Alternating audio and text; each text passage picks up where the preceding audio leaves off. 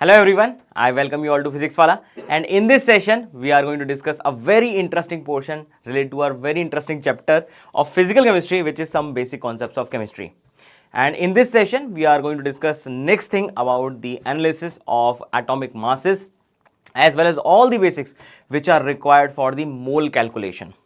So basically in this session what we are going to discuss some important concepts. First of all, we are going to discuss about the significant figures. Then we are going to discuss about the Dalton's atomic theory. And next part is basically the calculation of a mole along with the calculation of a different type of masses. Okay. So up to previous session we were discussing about the idea about scientific notation, how to write down questions if you have a particular number which is a very large number और if you have a very small number, तो उनको कैसे represent करते हैं ये हमने सीखा था. नेक्स्ट पार्ट जो हमने बात की थी वो बात की थी एक्यूरेसी और प्रिसीजन के बारे में, क्योंकि किसी भी इंस्ट्रूमेंट के साथ हम डील करते हैं फिजिकल केमिस्ट्री में तो हमको आना चाहिए कि कौन सा इंस्ट्रूमेंट बहुत ज़्यादा प्रिसाइज और एक्यूरेट रिजल्ट देने वाला है, वही हमारे काम आएगा. तो अब उसकी बात कर लेते हैं. अगर मैं बात करूंगा सिग्निफिकेंट फिगर्स की तो इनका भी आइडिया वहीं से आता है, किसी भी मशीन की एक्यूरेसी और किसी भी मशीन के प्रिसीजन के साथ. क्योंकि अगर आप जानते हो आपके पास कोई भी वेट आता है, कोई भी कंपाउंड आता है, आप पहले उसको वे करोगे फिर उसके बाद उसकी रिएक्शंस को स्टार्ट करोगे, तो उससे पहले आपका जो इंस्ट्रूमेंट है वो पूरी तरीके से कैलिब्रेटेड होना चाहिए, बहुत अच्छे तरीके से वो प्रिसाइज और एक्यूरेट रिजल्ट दे. आप अगर 2 या 3 बार वेट का मेजरमेंट कर रहे हो तो वहां पे वो बिल्कुल करेक्ट आना चाहिए. तो वो सारी बात हम करेंगे इस सेशन के अंदर और साथ में क्वेश्चन एनालिसिस भी करेंगे. ठीक है, अब स्टार्ट करते हैं सेशन को. सबसे पहले बात कर लेते हैं पुराने रिवीजन की, क्योंकि वो बहुत ज़्यादा ज़रूरी है. पिछले सेशन में जो हमने बातें की थी उसको एक बार ध्यान से देख लेते हैं कि क्या क्या चीज़ों की रिक्वायरमेंट हुई थी उस केस में, और उसके बाद हम लोग बाकी की बातें जितनी भी हैं वो सब करेंगे सेशन के अंदर. अब बात करते हैं रिवीजन की. तो मैंने आपको बताया था कि यहाँ पर कुछ चीज़ें हैं जो आपको पहले से पता होनी चाहिए, जिसमें से हम कंपाउंड का जो फॉर्मूला था उसको पहले ही डिराइव कर चुके थे. अब जो नेक्स्ट चीज़ आएगी वो बहुत ज़्यादा इंटरेस्टिंग है. तो ये वाला जो सेशन है आपका ये काफ़ी इंटरेस्टिंग होने वाला है, आपको कैलकुलेशन में काफ़ी ज़्यादा हेल्प करने वाला है. अगर मैं सबसे पहले बात करूं, हमने बात की थी साइंटिफिक नोटेशन की.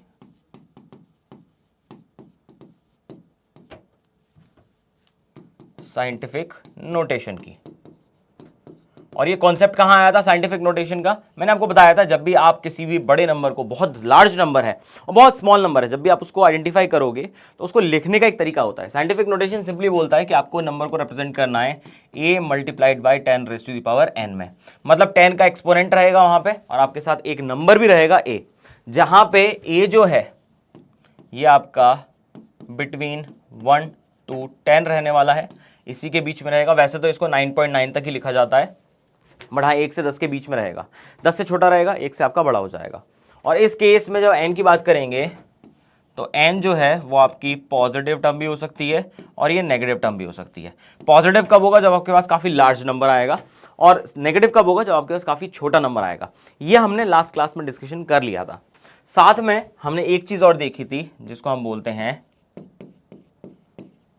एक्यूरेसी एंड प्रिसीजन,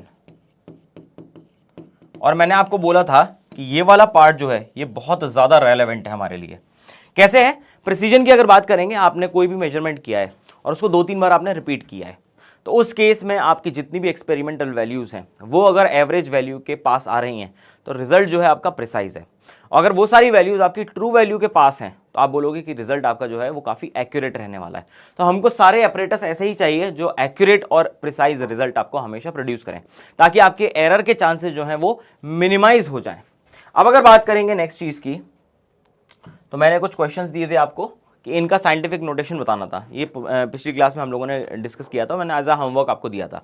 तो इस होमवर्क को पहले डिस्कस करते हैं ताकि आपको अच्छे से समझ में आ जाए कि साइंटिफिक नोटेशन का मतलब होता क्या है. अब मेरे पास पहला नंबर है 0.0048. अब इसको हमें लिखना है साइंटिफिक नोटेशन में. तो आपको पता है कि आइडिया बहुत ईजी है. इस केस में आइडिया बहुत ईजी है क्योंकि आप लेफ्ट से राइट की तरफ जा रहे हो तो एक्सपोनेंट जो है वो नेगेटिव टर्म में एक्सप्रेस होगा.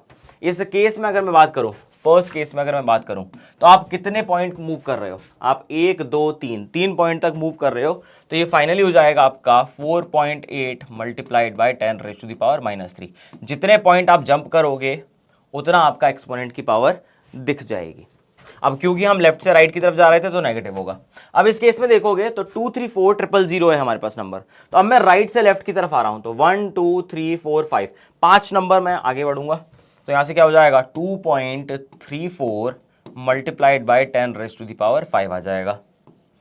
I hope this part is clear. Next अगर बात करेंगे तो हमारे पास आ जाएगा 8008। फिर से आप राइट से लेफ्ट की तरफ आ रहे हो, एक्सपोनेंट पॉजिटिव रहने वाला है और ये हो जाएगा 8.008 मल्टीप्लाइड बाय 10⁵। सेम तरीके से अगर हम आगे बढ़ेंगे तो हमारे पास क्या है, 500 है। तो इसको मैं लिख सकता हूं आपका 5 पॉइंट, यहां पे मेरे पास 3 जीरो दे रखे हैं तो तीनों जीरो को मैं दिखा देता हूं, मल्टीप्लाइड बाय 10⁵2। इस तरीके से इसको रिप्रेजेंट कर सकता हूं।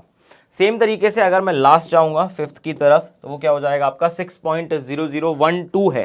तो ये पहले से ही आपका 6.0012 तो लिखा रहेगा। अब 10 की पावर में एक्सपोनेंट क्या डालें, अब क्योंकि इसके अंदर 10 की कोई पावर है ही नहीं तो उसको हम यूजुअली लिखते हैं 10⁻0, क्योंकि इसका मतलब क्या हो जाता है, इसका मतलब होता है 1। तो इस पूरे नंबर को अगर मैं 1 से मल्टीप्लाई करूं तो फाइनली मेरे पास आंसर क्या आने वाला है, सेम ही आने वाला है। आई होप ये पूरा पार्ट जो है साइंटिफिक नोटेशन का आप सबको क्लियर हो गया होगा। अब जो नेक्स्ट चीज आती है जिसकी रिक्वायरमेंट है हमें, वो है सिग्निफिकेंट फिगर्स की। अगर मैं बात करूंगा सिग्निफिकेंट फिगर्स की, बहुत सिंपल सा एग्जांपल लेके चलते हैं। एग्जांपल क्या है कि मेरे पास एक वेइंग बैलेंस है, मेरे पास एक वेइंग बैलेंस है और वो आपको जो वैल्यूज देता है वो इस तरीके से वैल्यूज देता है। डेसिमल के फर्स्ट पॉइंट पे वो आपको वैल्यू देगा। मेरे पास एक दूसरी मशीन है जिसमें आप देखोगे आपके पास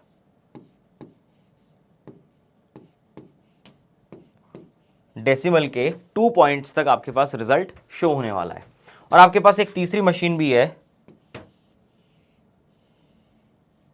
जो आपको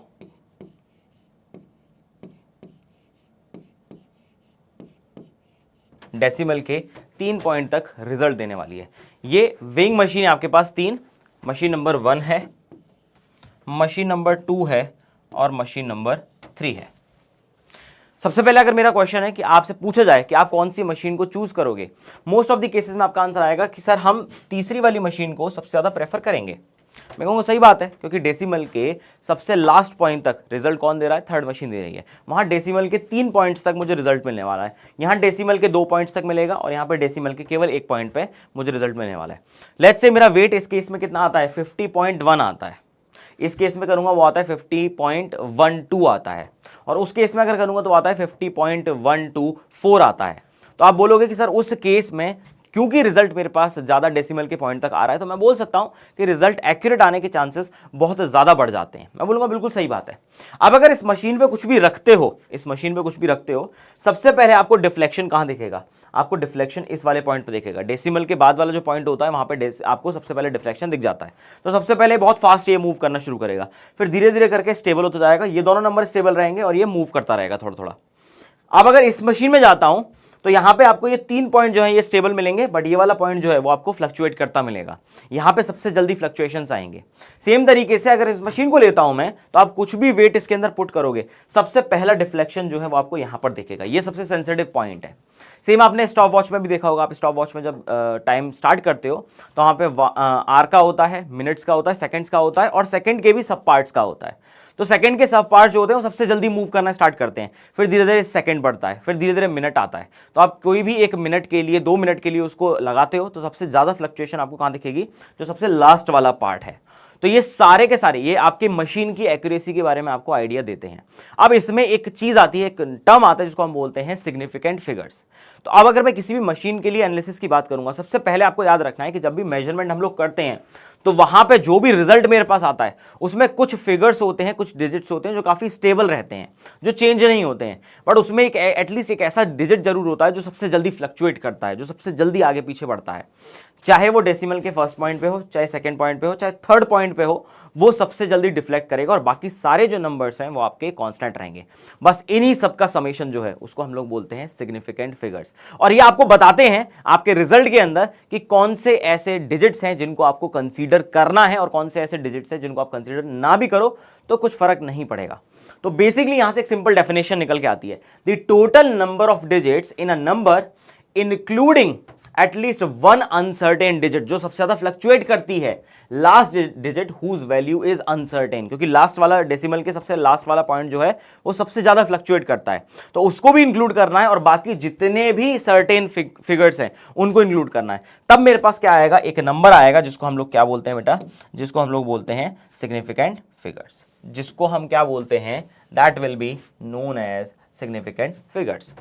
तो अगर मैं बिल्कुल सिंपल तरीके से बात करूं, बिल्कुल लेमन टर्म में बात करूं इस टर्म के बारे में, तो आप बोलोगे कि सिग्निफिकेंट फिगर का मतलब क्या है, all certain digits plus at least one uncertain digit, इन सब का समेशन जो है उसको हम क्या बोलते हैं, उसी को हम बोलते हैं आपका सिग्निफिकेंट फिगर्स। अब ये क्यों जरूरी है, क्योंकि आप जब भी इंस्ट्रूमेंट को देखते हो तो आपको समझ में आना चाहिए कि मैं किस रिजल्ट के ऊपर ज्यादा यकीन करूं। मुझे पता होना चाहिए कि मैं कौन सी चीज को इग्नोर कर सकता हूं और कौन सी चीज को मुझे कंसीडर करना ही पड़ेगा। ठीक है, अब इसको पहचानने के लिए कि मैं ऐसे रैंडमली सर कुछ भी पहचान सकता हूं, तो ऐसा नहीं है। आपके पास कुछ सेट ऑफ रूल्स हैं जिसकी हेल्प से आप पता कर सकते हो कि कौन कौन से डिजिट्स को हम सिग्निफिकेंट लेते हैं और कौन कौन से डिजिट्स को हम सिग्निफिकेंट नहीं लेते हैं। अब इस केस में अगर रूल्स की बात करें तो पहला आता है कि जितने भी नॉन जीरोज हैं, जितने भी नॉन जीरो डिजिट्स हैं वो सारे के सारे आपके सिग्निफिकेंट होते हैं, और जितने भी जीरो हैं जो नॉन जीरो के बीच में आते हैं वो भी सारे के सारे सिग्निफिकेंट होते हैं। लेट्स से मेरे पास एक रिजल्ट आया, और उसमें मेरे पास वैल्यू कितनी आ रही है, 141 आ रही है।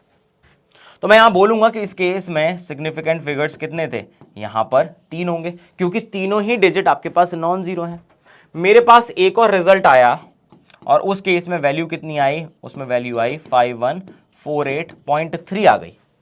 तो यहां पे सारे ही डिजिट्स नॉन जीरो हैं, तो मैं बोलूंगा इस केस में सिग्निफिकेंट फिगर्स कितने आएंगे आपके पास, 1 2 3 4 5 आ जाएंगे।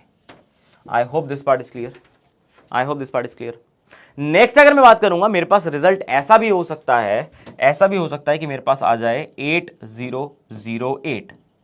अब इस केस में सिग्निफिकेंट फिगर्स कितने होंगे, अब मैंने आपको बोला था कि जितने भी जीरोस दो नॉन जीरो के बीच में आएंगे वो सिग्निफिकेंट होंगे। तो आप क्या बोल सकते हो, 1 2 3 4, यहां पे कितने आ जाएंगे आपके पास, 4 आ जाएंगे।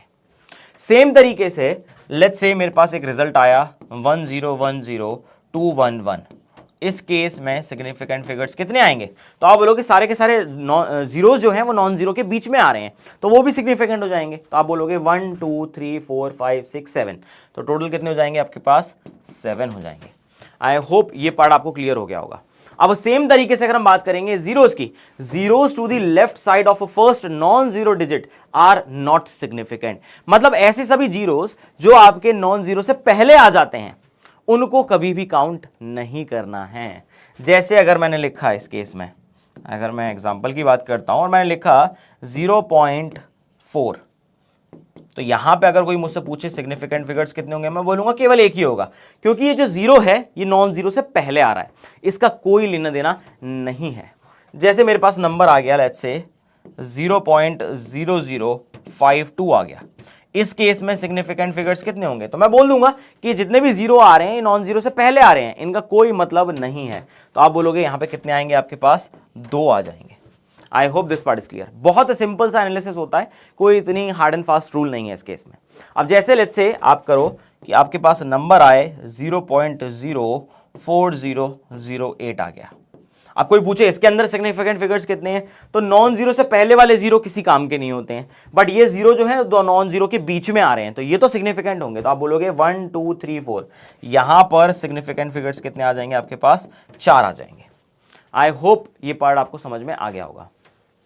देख लो एक बार अच्छे से, ये शुरुआत के 2 रूल हैं, बहुत सिंपल से रूल हैं, कोई इतना हार्ड एंड फास्ट इसके अंदर टेक्निक नहीं है जो आपको कंफ्यूज कर दे, बहुत ध्यान से समझते हुए चलना है। देखो नेक्स्ट अगर बात करेंगे, हमारे पास बाकी के रूल भी आते हैं कि अगर मेरे पास जीरोस जो हैं वो राइट हैंड साइड पे आ जाएं तब क्या करूंगा, तो याद रख लेना उसमें 2 केसेस निकल के आते हैं कि वो सिग्निफिकेंट हो भी सकता है और नहीं भी हो सकता है। देखो याद रख लेना, zeros to the right side of first non zero digit may और मे नॉट बी सिग्निफिकेंट। तो मे नॉट बी सिग्निफिकेंट का पहले देख लेते हैं, मे नॉट बी सिग्निफिकेंट मतलब याद रख लेना if if there is no decimal point, if there is no decimal point, तब क्या हो जाएगा, वो नॉट सिग्निफिकेंट होंगे। और कब हो सकते हैं, जब आपके पास डेसिमल वैल्यू हो, जब आपके पास डेसिमल वैल्यू होगी तब वो डेफिनेटली आपके सिग्निफिकेंट होंगे ही होंगे। फॉर एग्जाम्पल अगर मैं बात करता हूं इस केस में मेरे पास आता है नंबर विच इज 500। अब इस केस में पूछा जाए कि 500 में आपके पास कितने सिग्निफिकेंट फिगर होंगे, तो कोई डेसिमल है ही नहीं इस केस में, तो आप बोल सकते हो इस केस में सिग्निफिकेंट फिगर कितना हो जाएगा, केवल एक ही होगा। कोई आपसे पूछ ले कि मुझे बताओ 10101100, इस केस में सिग्निफिकेंट फिगर्स कितने होंगे, फिर से आपका आंसर आएगा, क्योंकि यहां पे डेसिमल कोई पॉइंट है ही नहीं तो आप इसको इंक्लूड ही नहीं करोगे, बट ये सारे जीरोस क्योंकि नॉन जीरो के बीच में आ रहे थे तो ये तो सिग्निफिकेंट होंगे। तो 1 2 3 4 5 6 6 आपके पास सिग्निफिकेंट फिगर्स इस केस में आ जाएंगे। अब ये बात तो हो गई जहां पे सिग्निफिकेंट नहीं हो सकता है जीरो। अब किस केस में इसको सिग्निफिकेंट मानेंगे हम, तो देखो वो एग्जांपल और बता देता हूं,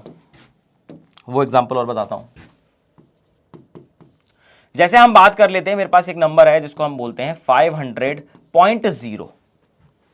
अब मैंने 0.0 लगाने का मतलब क्या है कि डेसिमल के बाद जो वैल्यू आ रही है वो अनसर्टेन डिजिट है, बट उसको सिग्निफिकेंट फिगर में हम लोग इंक्लूड करते हैं। तो ये वाली भी सिग्निफिकेंट हो गई और ये वाली भी सिग्निफिकेंट हो गई। दो सिग्निफिकेंट के बीच में आने वाले जीरोस क्या हो जाते हैं, वो भी सिग्निफिकेंट हो जाते हैं। तो आप बोलोगे इस केस में सिग्निफिकेंट फिगर्स कितने आएंगे, 4 आ जाएंगे। आई बात समझ में। अगर मैं बात करता हूं 0.40400, इसकी बात कर रहा हूं। अब इस केस में देखोगे पहले वाला जीरो तो राइट हैंड साइड पे है, इसकी तो कोई जरूरत ही नहीं है। अब इस केस में देखोगे इन दोनों के बीच में जीरो आ रहा है, सिग्निफिकेंट हो जाएगा। अब क्योंकि ये जो जीरो आ रहे हैं ये डेसिमल के बाद आ रहे हैं, तो ये मशीन की एक्यूरेसी को बता रहे हैं कि इतने डेसिमल तक वैल्यू आ सकती है। तो यहां पे आप सबको इंक्लूड करोगे और टोटल सिग्निफिकेंट फिगर्स कितने बताओगे, 1 2 3 4 5। आप क्या बताओगे कि यहां पे आने चाहिए 5। तो इस तरीके से आपको याद रखना है कि कब जीरो को मुझे सिग्निफिकेंट मानना है और कब नहीं मानना है। और एक चीज बड़ी अच्छी आती है कि मेरे पास एग्जैक्ट नंबर जब भी दे रखा हो, उस केस में आपके पास infinite number of significant figures हो सकते हैं। कैसे, एग्जैक्ट नंबर का मतलब क्या है, अगर मैं बात करता हूं 1 डजन, डजन का मतलब आपको पता ही है 12 इन नंबर, ये क्या होता है आपका 12 इन नंबर्स, कि आपके पास 12 नंबर की कोई भी क्वांटिटी है। 1 डजन का मतलब है एज अ क्वांटिटेटिवली एनालिसिस जब आप करोगे तो आपके पास 12 आता है। तो अगर मैं इसके लिखूं 12 तो भी ठीक है, इसको मैं लिखूं 12.0 तो भी ठीक है, इसको मैं लिखूं 12.00 तो भी ठीक है, सबका मतलब फिक्स ही है 12 है। इसको अगर मैं लिखता हूं 12.00 एंड सो ऑन इन्फिनिटी तक तो वो भी ठीक है, क्योंकि सब में फिक्स ही क्वांटिटी है जो कि है आपकी 12। तो आप अगर देखते हो इस केस में जब मैं इसको 12.000 इनफाइनाइट नंबर तक लिख सकता हूं, तो उस केस में यहां पर जो सिग्निफिकेंट फिगर्स हैं वो भी कितने हो जाएंगे, इनफाइनाइट हो जाएंगे।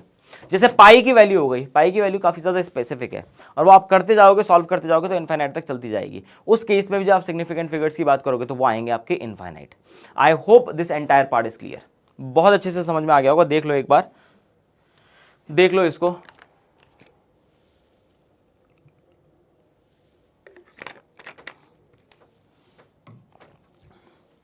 अब देखो सिग्निफिकेंट फिगर्स एज सच इतने ज्यादा आपको प्रॉब्लम नहीं देंगे और इतनी ज्यादा इंपॉर्टेंस है भी नहीं, बहुत कम जगह यूज होता है, बट इनसे रिलेटेड जो मैथमेटिकल ऑपरेशंस हैं वो आपके बहुत ज्यादा हेल्प करते हैं रिजल्ट को एक्यूरेट बनाने में। जैसे आपने देखा होगा कई बार ऐसा होता है कि क्वेश्चन में, आपके जेई के नीट के क्वेश्चंस में कई बार ऐसा बोलते हैं कि इसको राउंड ऑफ करना है डेसिमल के फर्स्ट पॉइंट तक या इसको राउंड ऑफ करना है डेसिमल के 2 पॉइंट तक। तो वो आपको पता होना चाहिए कि उसके केस में क्या होना चाहिए, उसके केस में राउंडिंग ऑफ के प्रिंसिपल क्या होंगे, सिग्निफिकेंट फिगर्स का कब हम लोग लेंगे एनालिसिस की, कब रिक्वायर्ड है वो। तो अगर आप देखोगे इस केस में, चलो एक क्वेश्चन भी आ गया, इसको पहले करके देख लेते हैं फिर उसके बाद की बात करेंगे। बट यहां से पहले मैं आपको कुछ चीजें बता देता हूं कि अगर मैं मैथमेटिकल ऑपरेशन की बात करूं, अगर मैं बात करता हूं मैथमेटिकल ऑपरेशंस की, जो कि हम लोग फिजिकल केमिस्ट्री में बहुत ज्यादा यूज करने वाले हैं, 2-3 चीजें जो आपको याद रखनी है इसके केस में, 2-3 चीजें हैं जो आपको याद रखनी है। सबसे पहली चीज जो मैं कहूंगा तो वो आएगा आपके पास concept addition as well as subtraction. सबसे पहला तो आपके पास आ जाएगा एडिशन और सब्ट्रैक्शन। और दूसरा जो है वो आपके पास आएगा मल्टीप्लिकेशन एंड डिवीजन। ये दो चीजें आपके पास बहुत ज्यादा आती हैं। और इसके साथ एक चीज और इंक्लूड करना चाहता हूं, जो कि आएगा आपका राउंडिंग ऑफ का प्रिंसिपल। राउंडिंग ऑफ सबको पता होगा, तो इसको करने से पहले एक बार राउंडिंग ऑफ को भी देख लेते हैं, ताकि आपको आइडिया हो जाए कि राउंडिंग ऑफ में मैं क्या बोलना चाह रहा हूं, तब इन ऑपरेशंस की बात करेंगे। तो अगर मैं बात करता हूं, सबसे पहले उठा लेते हैं आपका राउंडिंग ऑफ। ये तीन चीजें जो हैं ये आपको पता होनी चाहिए, ये तीन चीजें आपको पता ही होनी चाहिए। राउंडिंग ऑफ कि डेसिमल के बाद जब भी राउंडिंग ऑफ करनी होती है तो हम किस तरीके से करते हैं। तो हम ऐसा मानते हैं कि सबसे पहले बेसिक प्रिंसिपल क्या आता है कि डेसिमल के बाद जो भी वैल्यू है वो अगर 5 से बड़ी है, मतलब क्या है, after decimal if the value is more than 5, तो हम क्या करते हैं, then add 1 in original number. तो हम ओरिजिनल नंबर में क्या कर देते हैं, एक ऐड कर देते हैं। दूसरी चीज इसके अंदर जो आती है, सेकेंड चीज जो इसके अंदर आती है, सेकेंड चीज जो इसके अंदर आती है, after decimal if the value is less than 5, then number will be written as it is। तब आपको उसके अंदर कुछ भी ऐड करने की जरूरत नहीं होनी चाहिए। ये आपको दो चीजें तो याद रखनी है। बहुत इंपॉर्टेंट है ये कॉन्सेप्ट, बहुत ज्यादा इंपॉर्टेंट है कि ये दो चीजें आपको पता होनी ही चाहिए। ये आपको डेफिनेटली पता होनी चाहिए ताकि आपकी हेल्प हो सके जब भी आप राउंडिंग ऑफ को डील कर रहे हो। बट क्वेश्चन आता है कि सर ये भी तो हो सकता है कि वो 5 के इक्वल आ जाए, वो 5 के इक्वल आ जाए, तब क्या करेंगे। तो वो एक स्पेशल केस है, उसको भी हम अभी देख लेंगे। जैसे अगर एग्जाम्पल की बात करते हैं, अगर मैं एग्जाम्पल की बात करता हूं, आपसे बोला जाए कि आपके पास नंबर जो है वो है 45.6 है, 45.6 और बोला इसको राउंड ऑफ करो, 45.6 को राउंड ऑफ करो। इसको आपको क्या करना है, राउंड ऑफ करना है। तो आप बोलोगे डेसिमल के बाद जो पॉइंट आ रहा है वो 5 से बड़ा है, तो इसको मैं लिख सकता हूं कि क्या हो जाएगा, 46 हो जाएगा, क्योंकि आपको एक ऐड कर देना है। इस केस में अगर मैं देखता हूं, तो लेट्स से मेरे पास आया है नंबर, जो आया है वो आया है 45.3 आ गया है, और इसको भी मुझे क्या करना है, राउंड ऑफ करना है। इसको भी मुझे क्या करना है, राउंड ऑफ करना है। तो आपको बताइए 45.3 में जो डेसिमल के बाद वाला पॉइंट है वो 5 से कम है, तो आप इसको क्या लिख दोगे, आप इसको 45 ही लिख दोगे। बट ये डिपेंड करता है क्वेश्चन की रिक्वायरमेंट क्या है, वो डेसिमल के कितने पॉइंट तक आपको राउंड ऑफ कराना चाहता है। इसने तो बोल दिया है कि इसको राउंड ऑफ कर दो, डेसिमल को हटाई दो, तो हमने सीधे सीधे लिख दिया। मे बी ये हो सकता है, मे बी आपके पास एक पॉसिबिलिटी है, कि उसने आपको नंबर दे दिया है 45.66 और उसने बोला है इसको राउंड ऑफ करना है, round off to first point of decimal. Decimal के एक पॉइंट तक आप इसको राउंड ऑफ करो, तो आप देखोगे लास्ट वाला नंबर, क्योंकि ये 5 से बड़ा है तो आप इससे पिछले वाले नंबर में एक ऐड कर दोगे, तो ये क्या हो जाएगा, ये आ जाएगा आपका 45, ये हो जाएगा आपका 45.7 हो जाएगा। आई बात समझ में। अब जबकि इस केस में अगर मैं बात करता हूं, अगर इस केस में मैं बात करूंगा, लेट्स से मेरे पास आ गया नंबर 45.62 आ गया, और इसको भी मुझे करना है round off to first point of decimal. आपके डेसिमल के फर्स्ट पॉइंट के बाद तक मुझे राउंड ऑफ करना है, तो मुझे नंबर देखना लास्ट वाला, क्योंकि ये 2 है और 5 से छोटा है, तो मैं पिछले नंबर को एज इट इज लिख दूंगा, तो ये क्या हो जाएगा आपके पास 45.6 ही आ जाएगा। आई होप ये सारा पार्ट आपको समझ में आ गया होगा। एक बार इसको अच्छे से देख लो और इसको नोट कर लो, क्योंकि ये चीजें बड़ी जरूरी हैं, ये आगे हमको काम आएंगी। इसको फटाफट से नोट कर लो।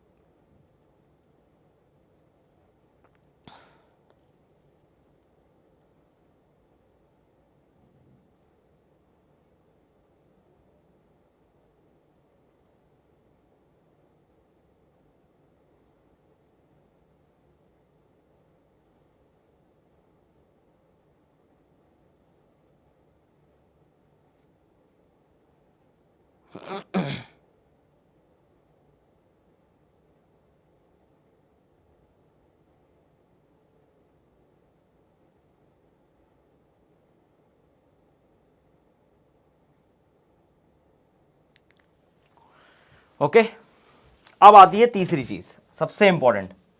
अब आती है थर्ड ऑब्जर्वेशन। अब आती है थर्ड ऑब्जर्वेशन। जैसे हमने यहां पे पढ़ा था, after decimal if the value is more than 5 और लेस देन 5, अगर वो वैल्यू ही आपकी इक्वल आ जाती है, if the last value is 5, अगर वो वैल्यू ही 5 आ जाती है, तब क्या करेंगे? तब क्या करेंगे? तब आपको देखना है दो cases. Look at the previous number, आपको पिछले वाले नंबर को देखना है। Look at the previous number, आपको क्या करना है? Look at the previous number, आपको पिछले वाले नंबर को एक बार देख लेना है। अब दो केसेस हो सकते हैं, जब आप पिछले वाले नंबर को देखोगे तो उसके पास या तो वो इवन नंबर हो सकता है, या तो वो आपका इवन नंबर हो सकता है, या फिर पॉसिबिलिटी ये है कि वो ऑड नंबर हो सकता है, या वो ऑड नंबर हो सकता है। बस यहीं से आपका रूल डिफरेंशिएट हो जाएगा। अगर इवन नंबर है तो राइट एज इट इज, उसको कुछ नहीं करना है, कुछ नहीं छेड़ना है आपने, उसको एज इट इज लिख देना है। बट अगर वो ऑड है, एड 1 टू दैट नंबर, बस उस नंबर में आपको एक और ऐड कर देना है। इतना सा काम है, बस इतना सा काम है। कैसे करेंगे? जैसे क्वेश्चन हमारे पास आता है, क्वेश्चन हमारे पास आता है, देखो एग्जांपल मैं इधर लिख लेता हूं, एग्जांपल लिख लेता हूं इधर कि मेरे पास वैल्यू जो आई वो आई 45.65 आ गई, और मैंने आपको बोला है कि इसको आपको करना है round off to first point of decimal, decimal के फर्स्ट पॉइंट तक आप इसको राउंड ऑफ कर दो। तो आप देखो क्योंकि ये 5 है तो इससे पिछले वाला नंबर जो है वो 6 है जो कि इवन है, तो मैं इसको जब राउंड ऑफ करूंगा तो मैं लिखूंगा इट विल बी 45.6 ओनली। इसको मैं लिखूंगा क्या हो जाएगा? 45.6 हो जाएगा। अब अगर इस तरफ मैं देखता हूं, इस तरफ मैं देखता हूं तो मेरे पास लेट्स से नंबर कितना आता है? 45.35 आता है। और फिर से इसको मुझे क्या करना है? राउंड ऑफ टू, आप क्या बोल सकते हो? Round off to first point of decimal, decimal के फर्स्ट पॉइंट तक आप इसको राउंड ऑफ कर दो। तो आप बोलोगे क्योंकि यहां पे लास्ट नंबर जो है 5 आ रहा है तो इससे पिछले वाला नंबर एक ऑड नंबर है, तो मैं उसमें एक ऐड कर दूंगा, तो आंसर कितना हो जाएगा? 45 पॉइंट, अब 3 था उसमें एक ऐड करूंगा तो कितना हो जाएगा? 4 हो जाएगा, दैट विल बी 45.4। बस इतना आपको याद रखना है, ये नोट कर लो अच्छे तरीके से, ये बहुत ज्यादा हेल्प करेगा आपकी, ये बहुत हेल्प करेगा।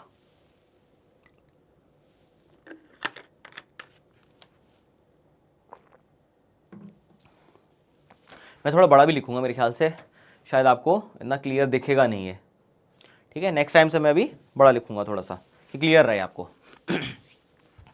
चलो, अब ये बात तो सारी समझ में आ गई। अब बात करते हैं मैथमेटिकल ऑपरेशन की। मैथमेटिकल ऑपरेशन की addition, subtraction as well as multiplication and division. आपको बस एक रूल याद रखना है, आपको बस एक रूल याद रखना है कि जब भी आप एडिशन और सब्ट्रैक्शन कर रहे होगे ऐसे सभी नंबर का जिनमें अलग अलग डेसिमल हैं, तो आपको लिखना है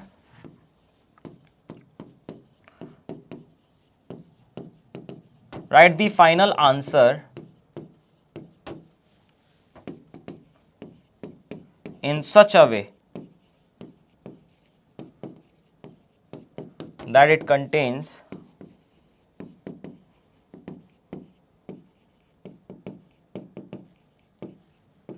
minimum decimal points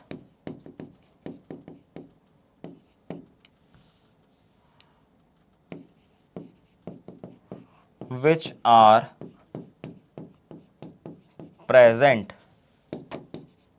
in original figures, कि मैंने 2-3 नंबरों को ऐड करना स्टार्ट किया था और मैंने देखा था सभी में डेसिमल पॉइंट अलग अलग हैं, तो आपको फाइनल आंसर भी ऐसा लिखना है क्योंकि सबके जो डेसिमल पॉइंट है वो एटलीस्ट मैच करने चाहिए। तो जो आप फाइनल आंसर लिखोगे उसमें जो भी आंसर आएगा वो एटलीस्ट मैच करना चाहिए ऐसे नंबर के साथ जिसमें मिनिमम डेसिमल पॉइंट प्रेजेंट थे। ये आपको याद रखना है, बहुत इंपॉर्टेंट चीज है, बहुत काम की चीज है ये वाली। अब कैसे देखेंगे इसको, बड़ा ही आसान है। जैसे सपोज करो मैंने ऐड किया आपका 15.0 के अंदर मैंने ऐड किया 1.23 और इसको मैंने ऐड किया है 0.456 के साथ।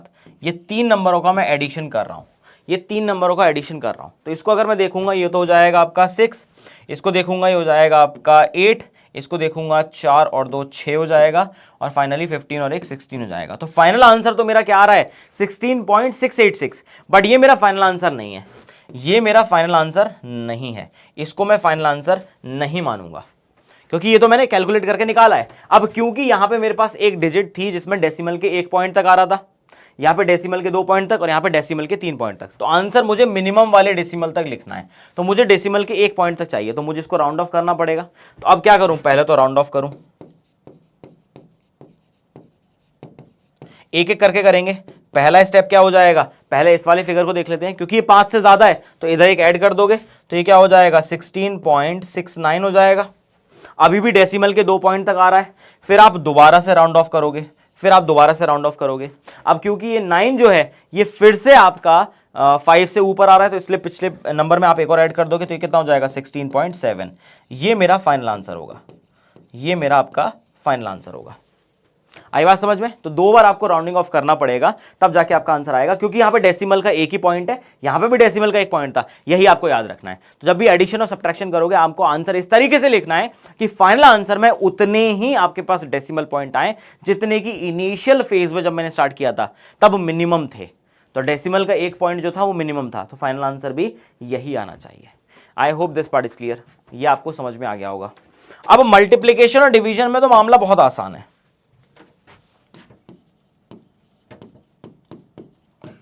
Write the final answer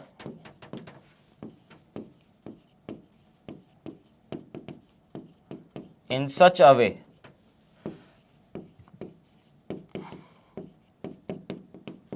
that it contains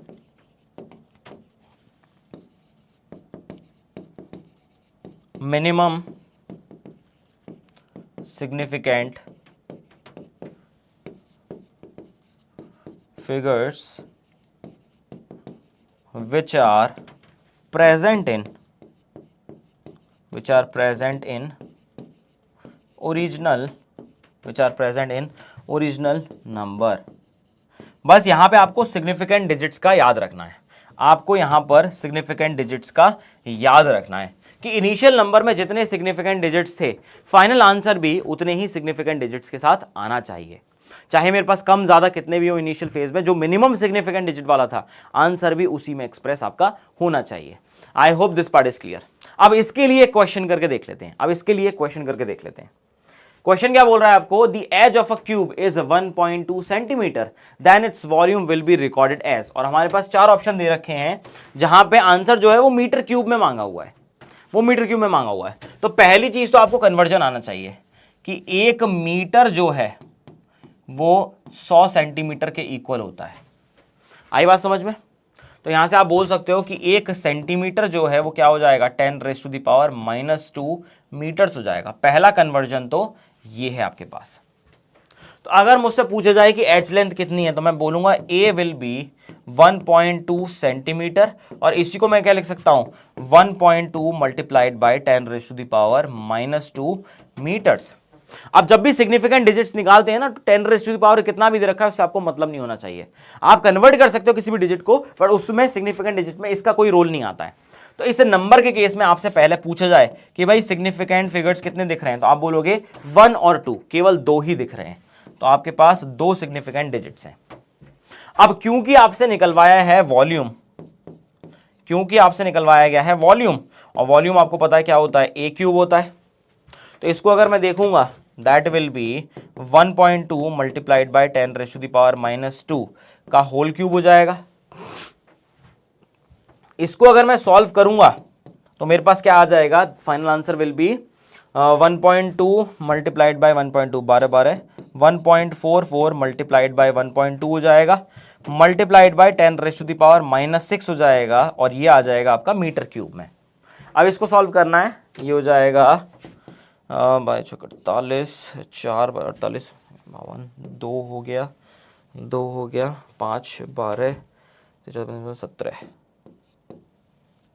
और 3, so that will be 1.728 multiplied by 10⁻⁻6 metre cube. अब क्योंकि फाइनल आंसर जब आप देख रहे हो, जब आप फाइनल आंसर को देख रहे हो, तो ये आ रहा है यहाँ पे सिग्निफिकेंट फिगर्स कितने आ रहे हैं, ये आ रहे हैं मेरे पास 4, कितने आ रहे हैं, 4 आ रहे हैं, बट ये मेरा करेक्ट आंसर नहीं होगा, बिल्कुल करेक्ट आंसर नहीं होगा, क्योंकि मुझे पता था ओरिजिनली मैं मल्टीप्लिकेशन कर रहा हूं और मेरे पास सिग्निफिकेंट फिगर्स कितने हैं, 2 हैं, तो मुझे आंसर भी ऐसे लाना है कि फाइनल फिगर में भी सिग्निफिकेंट नंबर्स कितने हो, केवल 2 हो। तो क्या करेंगे, राउंडिंग ऑफ करेंगे। अब क्या करेंगे, इसके बाद राउंडिंग ऑफ करेंगे, इसके बाद हम लोग क्या करेंगे, इसके बाद यहां पर काम जो चलेगा वो राउंडिंग ऑफ का चलेगा, rounding off up to 2 significant figures, यहां तक मुझे काम करना पड़ेगा। तो पहले करूंगा मैं इस नंबर को, क्योंकि 8 जो है ये 5 से बड़ा है, तो इससे पिछले वाले नंबर में एक ऐड कर दूं, क्या हो जाएगा 1.73 मल्टीप्लाइड बाय 10⁻⁻6 मीटर क्यूब हो जाएगा।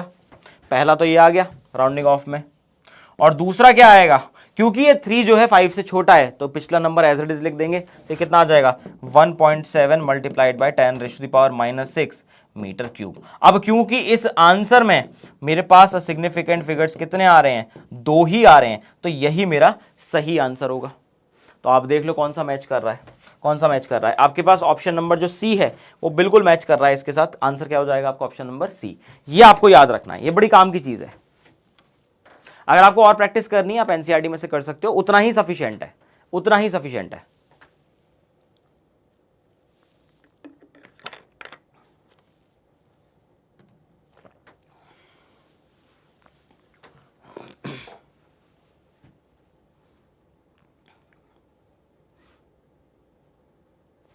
चलो अब बात कर लेते हैं नेक्स्ट पार्ट की। एक क्वेश्चन और आ गया, a student performs a titration with different burettes and finds titre values of 25.2, 25.25 and 25.0 ml. The number of significant figures in the average titry value is.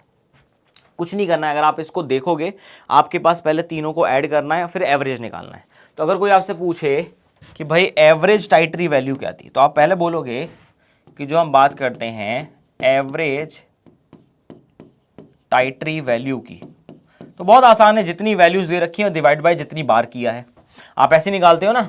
Average का मतलब क्या होता है, एवरेज वही होता है ना जितने टाइम आपने एक्सपेरिमेंट किया उसकी वैल्यू कितनी आई है divide by total number of experiments. तो यहाँ पे मेरे पास पहली वैल्यू क्या आई थी, मेरे पास आई थी 25.2 प्लस नेक्स्ट आई थी 25.25 प्लस 25.0 डिवाइडेड बाय कितना हो जाएगा 3 हो जाएगा। एक तो ये है, बट मैं सॉल्व क्यों करूं, अगर मैं देखता हूं मेरे पास टाइटरी वैल्यू क्या आ रखी थी, मैं केवल उनको देख लेता हूं ना। पहली वैल्यू जो आई थी वो आई थी 25.2 ml, दूसरी आई थी 25.25 ml, और तीसरी जो आई थी वो आई थी 25.0 ml। पहले तो इनको ऐड कर रहा हूं और फिर इनको डिवाइड कर रहा हूं, मतलब मेन जो एप्लीकेशन है वो डिवीजन वाली आने वाली है। यहां पे देखोगे सिग्निफिकेंट फिगर्स कितने हैं, काउंट करो, सिग्निफिकेंट फिगर्स यहां पे 3 है, तो आप बोलोगे कि 3 आ रहे हैं। यहां पे सिग्निफिकेंट फिगर्स कितने आएंगे, आप बोलोगे सर यहां तो 4 आ रहे हैं। और अगर इसमें पूछा जाए तो आप बोलोगे डेसिमल के बाद 0 आ रहा है सर, वो काम का होगा। तो यहां पे भी सिग्निफिकेंट फिगर्स कितने हैं, 3 है। तो यहीं से मुझे समझ में आ रहा है, क्योंकि ये जो एप्लीकेशन है ये वैल्यू कैसे निकाली जा रही है, ये मैथमेटिकल जो ऑपरेशन लग रहा है इसके अंदर ये डिवीजन लग रहा है। और डिवीजन के केस में जो आंसर निकाला जाता है, डिवीजन के केस में जो आप आंसर फाइंड आउट करते हो, answer should contain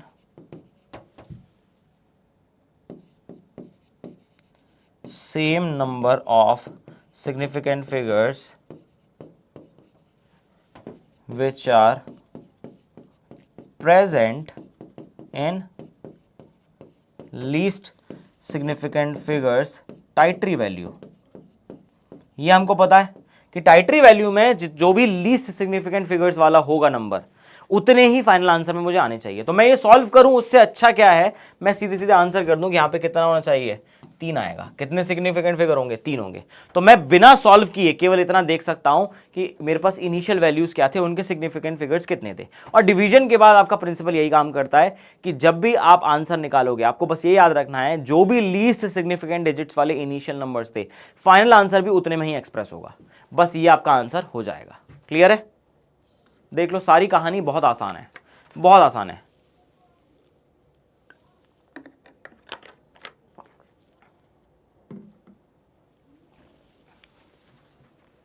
I hope this part is clear. देखो, ये सारी बेसिक चीजें हैं। मोल में मतलब ऐसा आपके कैलकुलेशन अगर हैम्पर हो जाएगी मोल में, तो ऐसा नहीं है। मैं आपको पहले ही बता देता हूं कि ये कैलकुलेशन जितनी भी है, ये केवल आपको एक समझ देने के लिए है कि इन फ्यूचर अगर आप एक्सपेरिमेंट करते हो तो आपके पास कोई भी गड़बड़ नहीं होनी चाहिए। आपको समझ में आना चाहिए कि हर डिजिट का मतलब क्या होता है, कौन सी चीज मैं काउंट करूंगा, कौन सी चीज नहीं काउंट करूंगा। कल को मैं कोई मशीन परचेज करता हूं तो मुझे समझ में आना चाहिए कि इसका मतलब क्या है, कौन से लेवल तक एक्यूरेसी मुझे मिलने वाली है, प्रिसीजन इसका आएगा या नहीं आएगा, एरर को मिनिमाइज कैसे कर सकते हैं। ये सारी चीजें उनके लिए हैं। ठीक है? तो बहुत बेसिक पार्ट है बट बहुत इंटरेस्टिंग है एक्चुअली में। चलो अब आगे की बात करते हैं। Round up the following up to 3 significant digits. ये देखो, ये वाला क्वेश्चन जो है मैं आपको होमवर्क के लिए दे देता हूं ताकि आप प्रैक्टिस कर सको। बट अगर आप चाहते हो तो मैं आपको एक क्वेश्चन सॉल्व करके दिखा देता हूं। ठीक है? एक क्वेश्चन मैं आपको सॉल्व करके दिखा देता हूं। जैसे अगर मैं बात करूंगा, सबसे पहले कौन सा नंबर लिया जाए, थोड़ा सा टिपिकल वाला लेते हैं जो आपको टफ लगे, जो आपको बहुत ज़्यादा टफ लगे।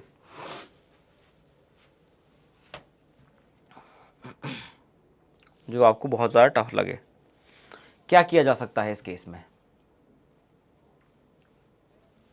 देखो, इसी को ले लेते हैं, मुझे अच्छा लग रहा है 2808। ये आपको थोड़ा सा कंफ्यूज कर सकता है, ये थोड़ा सा आपको कंफ्यूज कर सकता है। अब क्योंकि 8 जो है, अच्छा ये नहीं करेगा, ये कंफ्यूज नहीं करेगा, तो बहुत आसान है, ये तो सीधे सीधे आंसर कर देगा आपका, सीधे सीधे आंसर कर देगा। क्या लिया जाए? थर्ड ले लेते हैं, चलो थर्ड ले लेते हैं। थर्ड काफ़ी अच्छा लग रहा है मुझे। 0.04597। ठीक है? ये नंबर है मेरे पास। पहले तो ओरिजिनल नंबर में अगर कोई पूछे सिग्निफिकेंट फिगर्स कितने हैं, तो आप बोलोगे कि नॉन जीरो से पहले वाले जीरोस का कोई मतलब नहीं है। तो 1 2 3 4, यहां पे 4 हैं आपके पास, यहां पे 4 हैं आपके पास। अब आपको राउंड ऑफ करना है। अब आपको क्या करना है? राउंड ऑफ करना है। और आपके पास फाइनली 3 सिग्निफिकेंट डिजिट्स होने चाहिए। देखो, उसने क्या बोला कि आपके पास 3 सिग्निफिकेंट फिगर्स होने चाहिए इस केस में। अब देखोगे इसको ध्यान से, क्योंकि ये 7 जो है, ये 7 जो है ये आपका 5 से बड़ा है। तो पिछले नंबर में मैं 1 ऐड कर दूंगा, तो 1 ऐड करते ही ये 10 बन जाएगा। क्या हो जाएगा? ये 10 बन जाएगा। तो आप क्या बोलोगे इसको? 0.04510 लाइक दिस। अगर मैं इसको लिखूं 0.97, नहीं, हाँ अच्छा, ये तो 0 हो जाएगा। ये बड़ी अच्छी चीज़ आई है, बड़ी अच्छी, हाँ ये बहुत अच्छा आया है।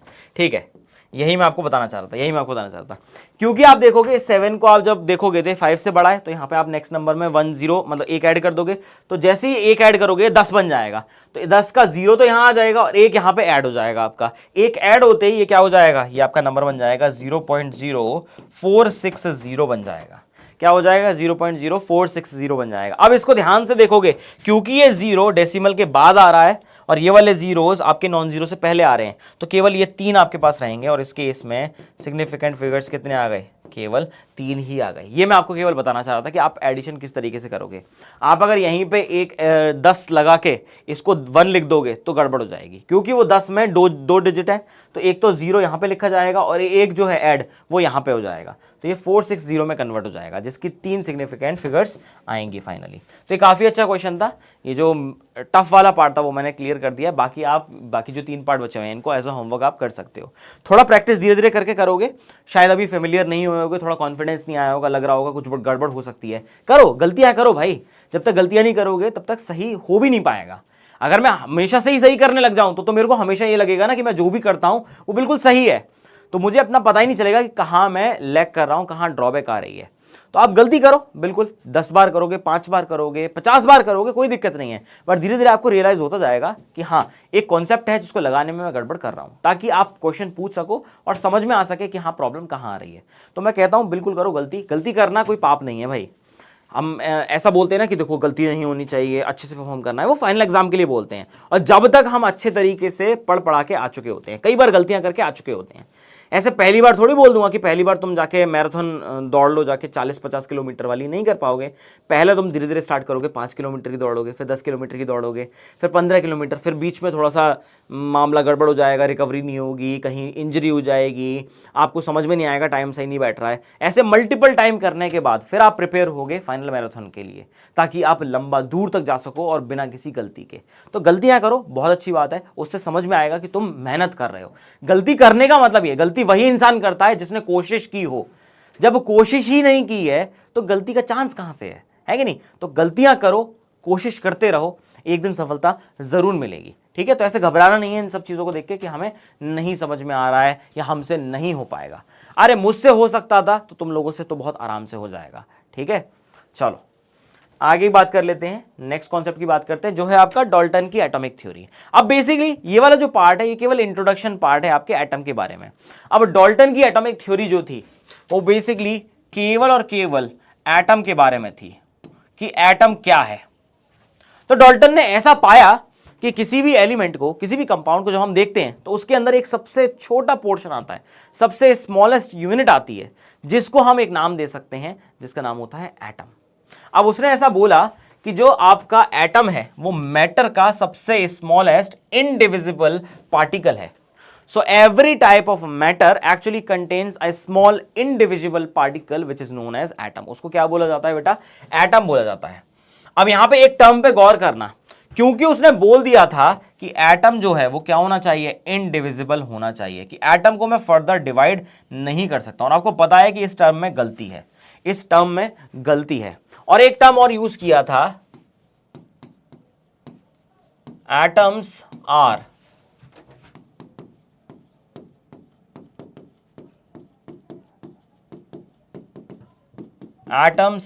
इनडेस्ट्रक्टिबल इन नेचर। उन्होंने एक और चीज यूज की थी यहां पे कि एटम्स आर इनडेस्ट्रक्टिबल इन नेचर, कि एटम को डिस्ट्रॉय नहीं किया जा सकता है।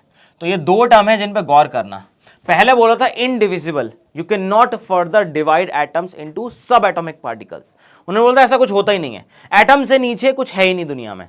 क्योंकि ये थ्योरी बहुत पुरानी थी तो उनको आइडिया ही नहीं था कि इलेक्ट्रॉन, प्रोटॉन, न्यूट्रॉन जैसी कोई चीज आने वाली है।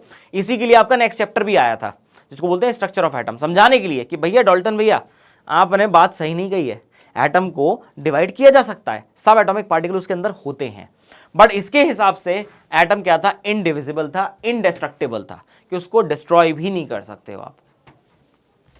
अगर बात करें किसी भी सेम एलिमेंट की, अगर मैंने सोडियम लिया है या मैंने लिथियम लिया है और उसके मैं एटम्स को देख रहा हूं, तो वो सारे के सारे सेम होने वाले हैं। तो similar type of atoms are present in same elements and they have same properties.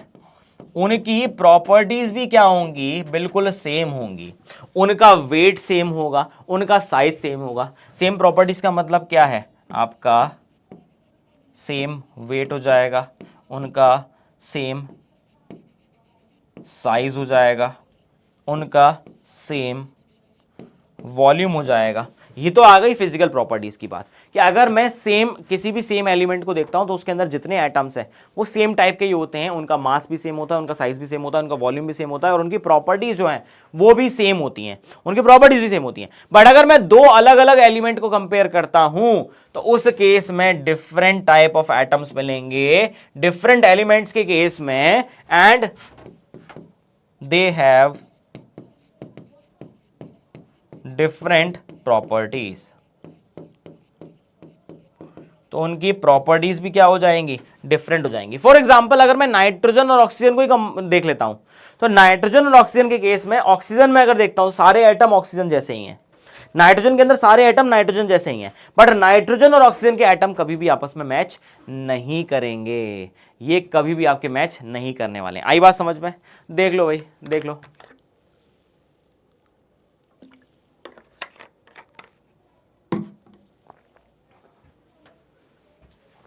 अब सेम चीज में एक और आया था, क्योंकि ये जो आपका डाल्टन्स एटॉमिक थ्योरी था ये कहीं ना कहीं आपके लॉज ऑफ केमिकल कॉम्बिनेशन का एक मिक्सचर था। तो इसमें बोला था कि जब भी आपके एटम्स एक फिक्स रेशियो में कंबाइन करेंगे तभी वो आपकी कंपाउंड की फॉर्मेशन कर सकते हैं। तो मतलब जब भी आप बात करोगे कंपाउंड फॉर्मेशन की, जब भी आप बात करोगे फॉर्मेशन ऑफ कंपाउंड्स की, तो याद रख लेना कि atoms of different elements combine in a fix ratio.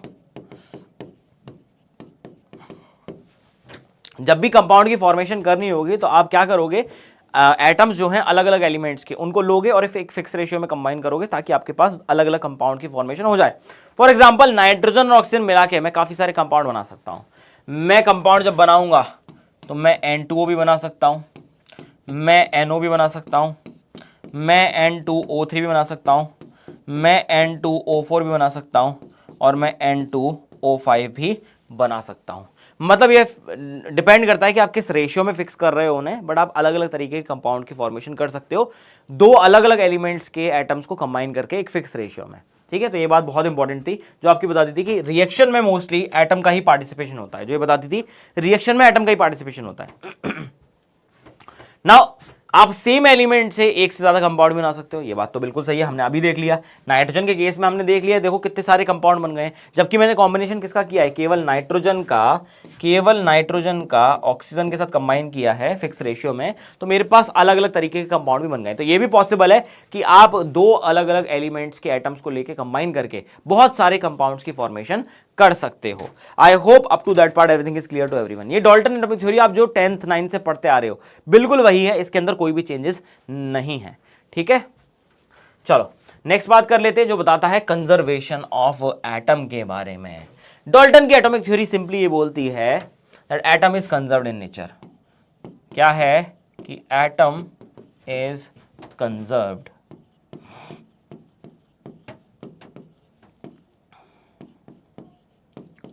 इसी का मतलब क्या है, ये पॉइंट तो मैंने आपको स्टार्टिंग में बता दिया था, ये पॉइंट तो मैंने आपको स्टार्टिंग में बता दिया था। इसका मतलब क्या है कि एटम क्या है,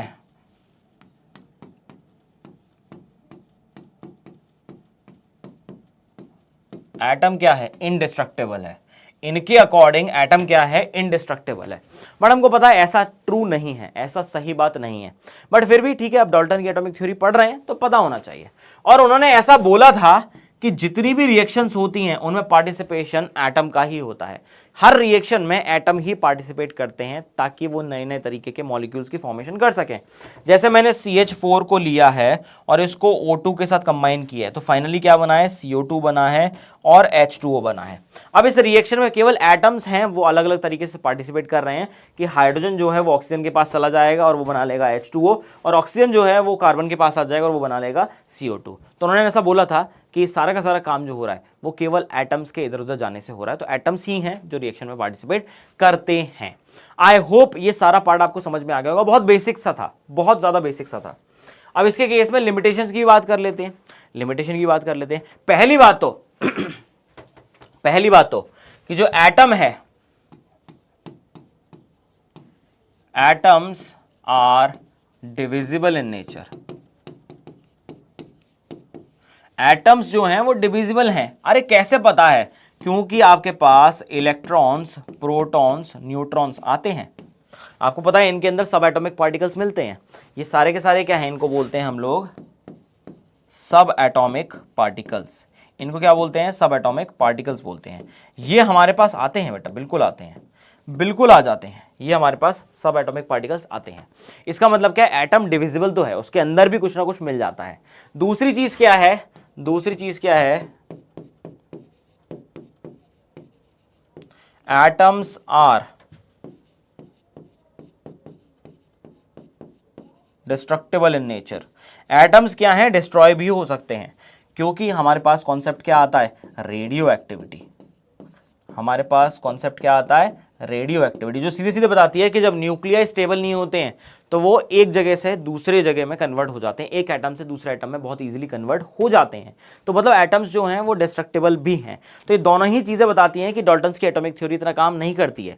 अब डाल्टन की एटॉमिक थ्योरी में मोस्टली जो केसेस थे वो वेट को लेकर बताए गए थे कि फिक्स रेशियो ऑफ मास में कंबाइन कर रहे हैं, बट वहां पे गैसेस के बारे में कोई एक्सप्लेनेशन नहीं दिया गया था। जो लॉ ऑफ गैशियस वॉल्यूम आता है ना, इसके बारे में कोई जिक्र नहीं हुआ था, क्योंकि डाल्टन की एटॉमिक थ्योरी मोस्टली मास से रिलेटेड थी, उन्होंने वॉल्यूम के बारे में कोई जिक्र नहीं किया था।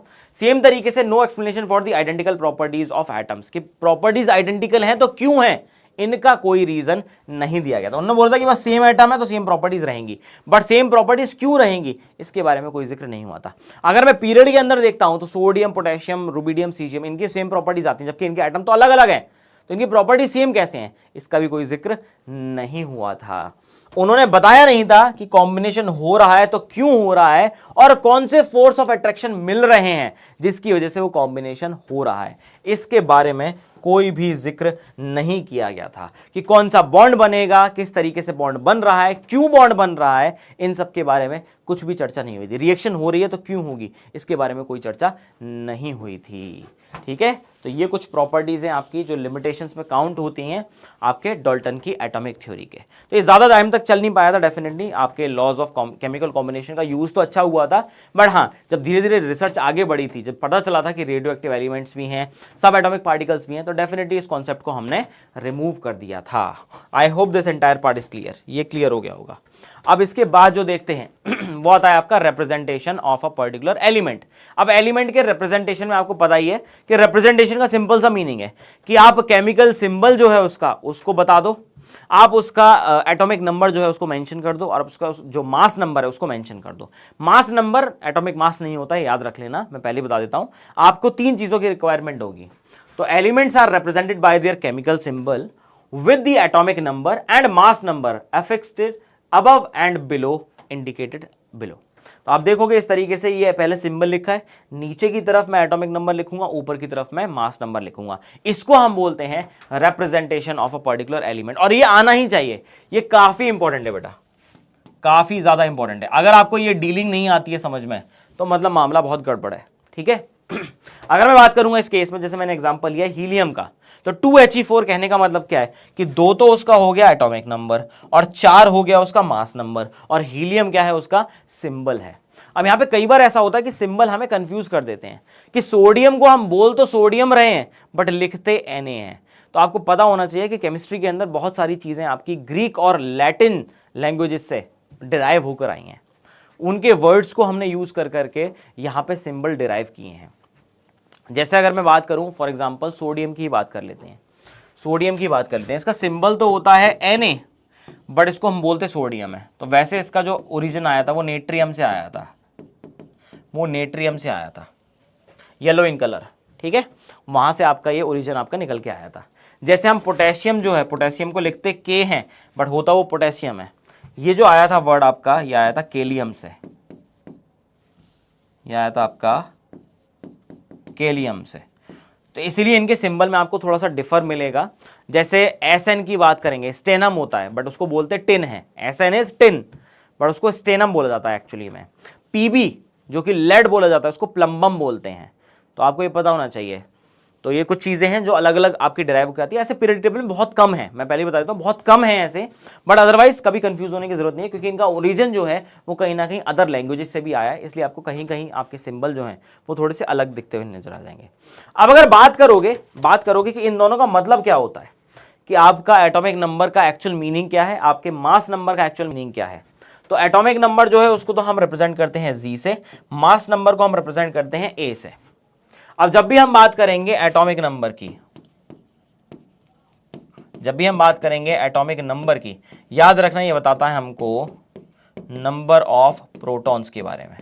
ये हमको बताता है कि कितने प्रोटॉन्स प्रेजेंट हैं, ये हमको बताता है कितने प्रोटॉन प्रेजेंट हैं। और याद रख लेना इन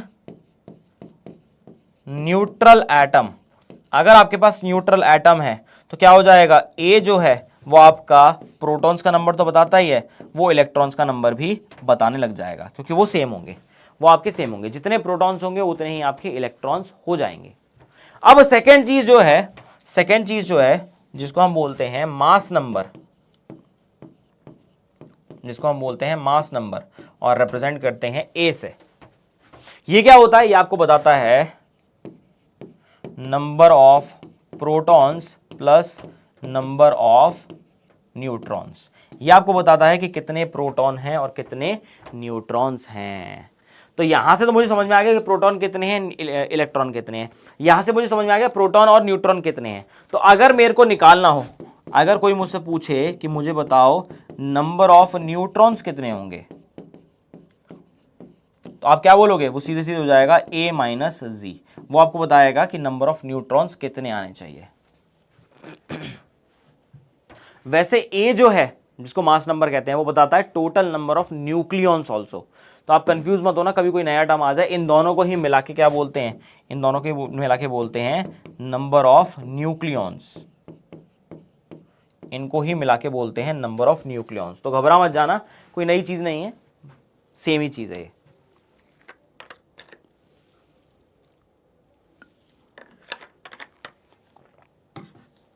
अब एक क्वेश्चन सॉल्व कर लेते हैं, बहुत सिंपल सा, related to atomic number as well as mass number. तो देखो एटॉमिक नंबर का मैंने आपको बता दिया था, इसको हम रिप्रेजेंट करेंगे किससे, z से, z भी बोलते हैं इसको, ठीक है। तो मैं मोस्टली z बोलता हूँ, g नहीं z, जैसे बज वाला साउंड होता है ना, ऐसे वाला, तो z बोलते हैं इसको, ठीक है। Atomic number is the number of protons present in the nucleus of every atom of that element. बिल्कुल सही बात है। और अगर बात करेंगे न्यूट्रल एटम की, तो यहां से तो और आसान हो जाएगा कि जो हमारे पास Z आता है वो किसके इक्वल हो जाएगा, नंबर ऑफ इलेक्ट्रॉन्स के as well as number of protons के इक्वल हो जाएगा, वो बिल्कुल इक्वल हो जाएगा। बिल्कुल सही बात है, बिल्कुल सही बात है। ये हमने पीछे भी लिख दिया था, ये हमने मेंशन कर दिया, सॉरी ये A लिख दिया था मैंने गलती से, ये मैंने A लिख दिया था बेटा गलती से, इसको Z कर लेना, ठीक है, इसको Z कर लेना, ठीक है। चलो ये तो हो गई पहली पार्ट। दूसरा, अगर मास नंबर की बात करेंगे, mass number is basically total number of protons and neutrons present in the nucleus of every atom of that element. तो यहां से आपके पास क्या आ जाएगा, ए जो है, ए आ जाएगा कि कितने प्रोटॉन्स हैं और कितने न्यूट्रॉन्स हैं, इनके इक्वल। क्लियर है, ये बस आपको याद रखना है, ये बस आपको याद रखना है। क्लियर है, चलो जी, फिर इसी बात पे एक क्वेश्चन कर लेते हैं। क्वेश्चन क्या बोल रहा है कि हमारे पास एक एलिमेंट है जो जिंक है। क्या बोल रहा है, if the mass number of zinc is 65 then the number of electrons, protons and neutrons in zinc atom are. तो इसलिए मैं आपको बोलता हूं कि हमेशा 30 एलिमेंट जो है वो आपको याद होने चाहिए, ताकि आपके लिए कहानी जो है वो बहुत आसान हो जाए। यहां पर अगर बात करोगे, सबसे पहले हम लोग देख लेते हैं जिंक के केस में, हम लोग सबसे पहले देख लेते हैं जिंक के केस में। जिंक के केस में आप जानते हो कि इसका मास नंबर दे रखा है विच इज 65। इसके केस में जो एटॉमिक नंबर आता है जिंक का वो आता है 30। ये याद रख लेना। तो सबसे पहले अगर हम जानते हैं तो Z इक्वल टू क्या होता है, ये होता है आपका नंबर ऑफ प्रोटॉन्स। अब क्योंकि ये न्यूट्रल दे रखा है, क्योंकि हमारे पास न्यूट्रल एटम दे रखा है, तो आप क्या बोलोगे, यही इक्वल हो जाएगा किसके, नंबर ऑफ इलेक्ट्रॉन्स के। यही क्या हो जाएगा, नंबर ऑफ इलेक्ट्रॉन्स के इक्वल हो जाएगा। तो यहां से मुझे समझ में आ गया है कि इलेक्ट्रॉन्स भी कितने हैं, 30 हैं, प्रोटॉन्स भी कितने हैं, 30 हैं। अब आपको पता है कि नंबर ऑफ न्यूट्रॉन्स निकालना तो बहुत आसान है। वो कितना हो जाएगा, वो हो जाएगा A minus Z, that will be equal to 35। अब उसने मुझसे पूछा क्या है कि इलेक्ट्रॉन्स कितने हैं, 30 हैं, प्रोटॉन्स कितने हैं, 30 हैं, न्यूट्रॉन्स कितने हैं, 35 हैं। तो बस यही आपको इसी फ्लो में आंसर लिखना है, 30 30 35, 30 30 35। ऑप्शन नंबर डी आपके सामने दे रखा है, ऑप्शन नंबर डी आपके सामने दे रखा है, 30 30 and 35। I hope this entire part is clear. देख लो भाई, काफ़ी ही ईजी क्वेश्चन है, और इस तरीके से आप एक दो क्वेश्चन और सॉल्व करके देख लेना खुद से, तो आपका कॉन्फिडेंस भी बढ़ जाएगा। क्लियर है,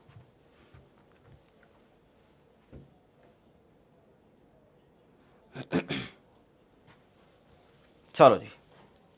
अब नेक्स्ट बात जो करते हैं वो होते हैं आपकी मास का मेजरमेंट, वेट का मेजरमेंट। अब जनरली जब भी हम मैक्रोस्कोपिक चीजों की बात करेंगे, जब भी हम बात करेंगे मैक्रोस्कोपिक ऑब्जेक्ट्स की। मैक्रोस्कोपिक ऑब्जेक्ट्स वही होते हैं जो बड़े बड़े आपको दिख जाते हैं, जैसे ये पेन हो गया, जैसे आपने कोई एक ब्लॉक ले लिया, जैसे ये बॉटल हो गई, ये काफ़ी मैक्रोस्कोपिक ऑब्जेक्ट हैं जो हमको दिखते हैं। अब इनका जब भी हम देखेंगे, इनका अमाउंट जब भी देखते हैं या इनका जब भी वेट हम लोग चेक करते हैं, उसके लिए हम लोग जनरली या तो किलोग्राम्स या फिर ग्राम्स इसको यूज़ करते हैं। तो मैक्रोस्कोपिक में तो करना बहुत आसान है और हमारे पास बहुत सारे ऐसे एपरेटस हैं, बहुत सारी ऐसी वेइंग बैलेंस हैं जो इनको मेजर कर सकते हैं। इनका मेजरमेंट बहुत आसान है। बट अब हम मैक्रोस्कोपिक से जाते हैं किस में, माइक्रोस्कोपिक ऑब्जेक्ट्स में जाते हैं। जब हम यहां से मूव करते हैं माइक्रोस्कोपिक ऑब्जेक्ट्स में, और मैं बात कर रहा हूं बेटा किसकी, मैं एटम की बात कर रहा हूं। मैं बात कर रहा हूं किसकी बेटा, मैं आयन की बात कर रहा हूं। मैं बात कर रहा हूं किसकी बेटा, न्यूक्लियस की बात कर रहा हूं। तो ये डायमेंशन जो है बहुत छोटी हो जाती है। यहां पर अगर देखोगे तो इनका जो साइज है, वो आपका नैनोमीटर्स और पिकोमीटर्स तक चला जाता है। नैनोमीटर्स और पिकोमीटर्स तक चला जाता है। नैनोमीटर समझते हो, 10⁻⁻⁹ मीटर, और पिकोमीटर समझते हो 10⁻⁻12 मीटर। मतलब यहां तक इतना छोटा हो जाता है। अब उस केस में ग्राम किलोग्राम का कोई मतलब नहीं बचता है। उस केस में आप लोग ग्राम किलोग्राम कभी यूज नहीं कर सकते हो। तो इन सब के केस में जब भी हम करेंगे एनालिसिस इनके एटॉमिक वेट का, जब भी हम इनका मेजरमेंट करेंगे एटॉमिक वेट का, तो कोई मशीन नहीं है मेरे पास जो यूज कर जाए, कोई भी मशीन नहीं है। सो इनके एटॉमिक वेट के लिए need to define another unit for their mass as they are very small। मतलब ये बहुत छोटे हैं, तो आप वेइंग बैलेंस पे तो इनको रख ही नहीं सकते हो। आपको कैसे पता चल जाएगा, आप एक एटम को उठाकर ला रहे हो और उसको वेइंग मशीन पे रख रहे हो, वो विजिबल ही नहीं है आपके लिए, क्योंकि माइक्रोस्कोपिक वर्ड में आप सोच रहे हो साइज कितना छोटा है, 10⁻⁻⁹ मीटर्स, बहुत छोटा, दिखेगा भी नहीं आपको। तो आप उसको पिक करके कभी वेइंग मशीन में रखोगे ना, फर्क ही नहीं पड़ेगा, तो वो आपको मेजर नहीं कर सकते। तो मुझे एक नई यूनिट डिफाइन करनी है इनको बताने के लिए कि इनका वेट कितना होना चाहिए। वो जो नई यूनिट हो जिसको हम क्या बोलते हैं, AMU बोलते हैं। तो ये मतलब यूज होती है, use to express weight of atom और आयन और मॉलिक्यूल। मतलब इतने छोटे लेवल पे जब हम जाएंगे, एटम आयन मॉलिक्यूल के लेवल पे जाएंगे, तो उनका वेट डिफाइन करने के लिए हम लोग यूज करते हैं किसको, एटॉमिक मास यूनिट को, जिसको हम लोग लिखते हैं AMU। तो भाई इसको डिराइव करने के लिए सारी चीजें समझनी तो पड़ेंगी, पहले सारी चीजें समझनी पड़ेंगी। तो वो आप समझने का काम शुरू करते हैं। पहले इसको फटाफट से जल्दी जल्दी आप लोग नोट कर लो, तब हम आगे की बात करेंगे।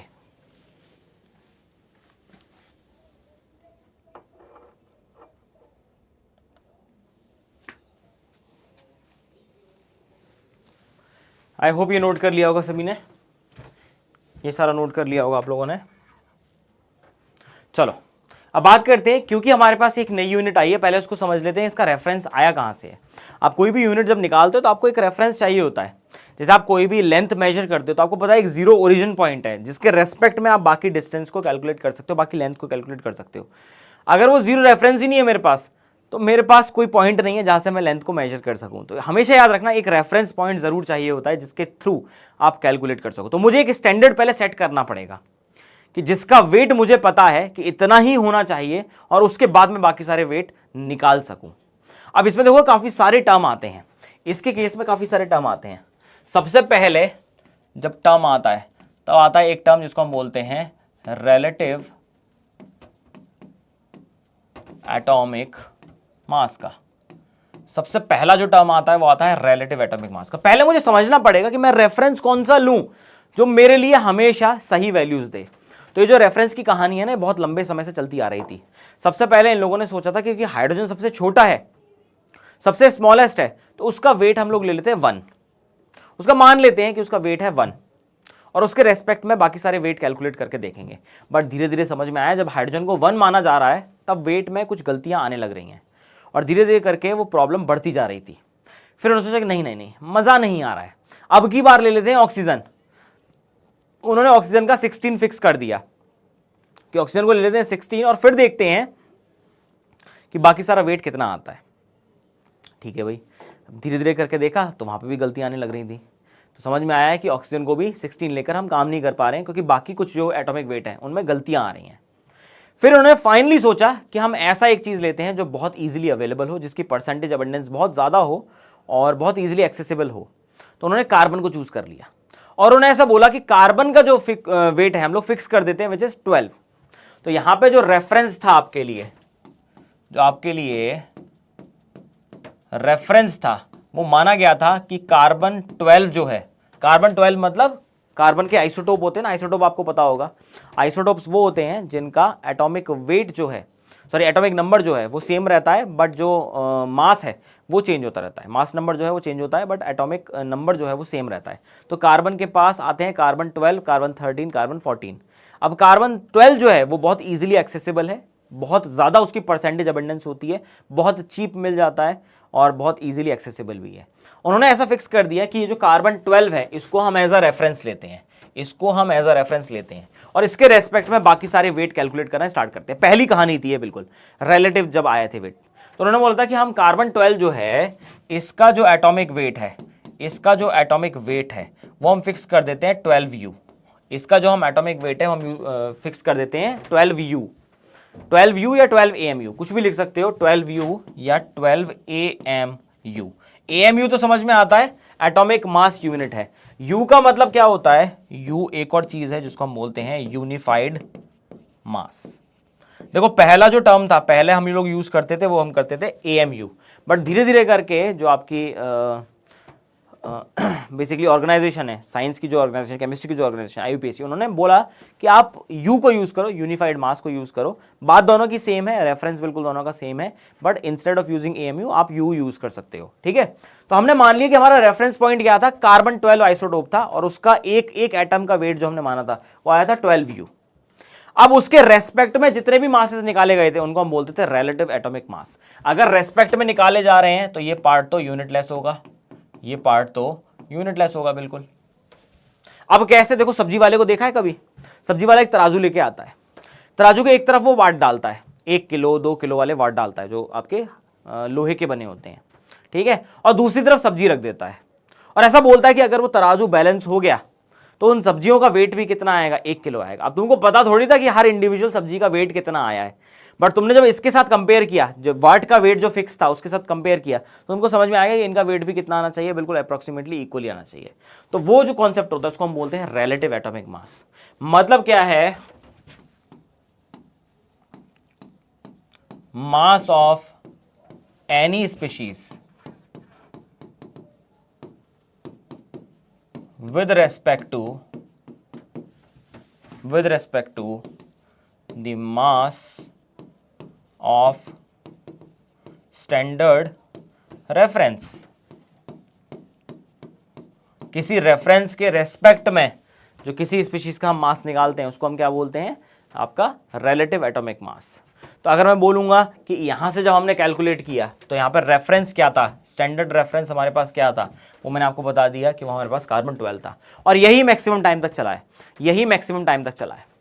और उसके बाद आपने देखा कि जब आप कार्बन 12 को लेते हो एक तरफ, तराजू के एक तरफ लेते हो और तराजू की दूसरी तरफ आप सोडियम लेते हो, तो आपको समझ में आता है कि सोडियम का तो कितना आता है, 23 आता है। केवल नंबर लिख रहा हूं क्योंकि ये यूनिटलेस है, इसके कंपैरिजन में कर रहे हो ना, इसका तो 12U था, इसका 12U था, तो इसके रेस्पेक्ट में आपने देखा सोडियम का आ गया 23, जैसे मैग्नीशियम का किया गया तो वो आ गया 24, अगर मैं एल्यूमिनियम का किया तो वो आ गया 27।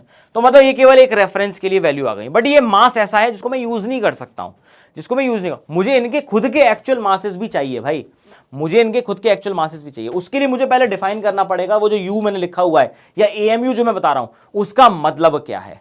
तो एएमयू कहां से आया था वो मैंने बता दिया। सबसे पहला कॉन्सेप्ट जो था एक रेफरेंस को डिसाइड करना था, वो भी मैंने आपको बता दिया। वहां से रिलेटिव एटॉमिक मास का कॉन्सेप्ट आया जो कि ज्यादा रेलेवेंट नहीं था। तो अब बात आती है कि भाई एएमयू और यू जो है वो एक्चुअली में है क्या। एएमयू और यू जो है वो एक्चुअली में है क्या।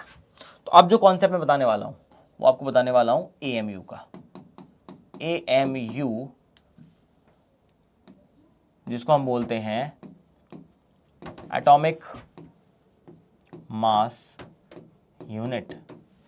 पहली बात तो याद रख लेना कि ये जो टर्म है एएमयू,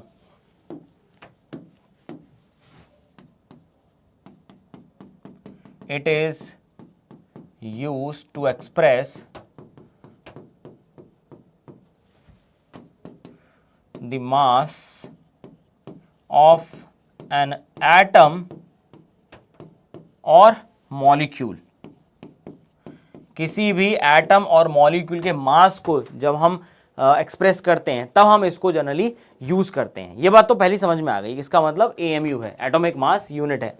बट होता क्या है, तो याद रख लेना कि 1 एएमयू जो है that will be equal to 1/12 of the mass of 1 carbon atom. 1/12 of the mass of 1 carbon atom in carbon 12 isotope. वही रेफरेंस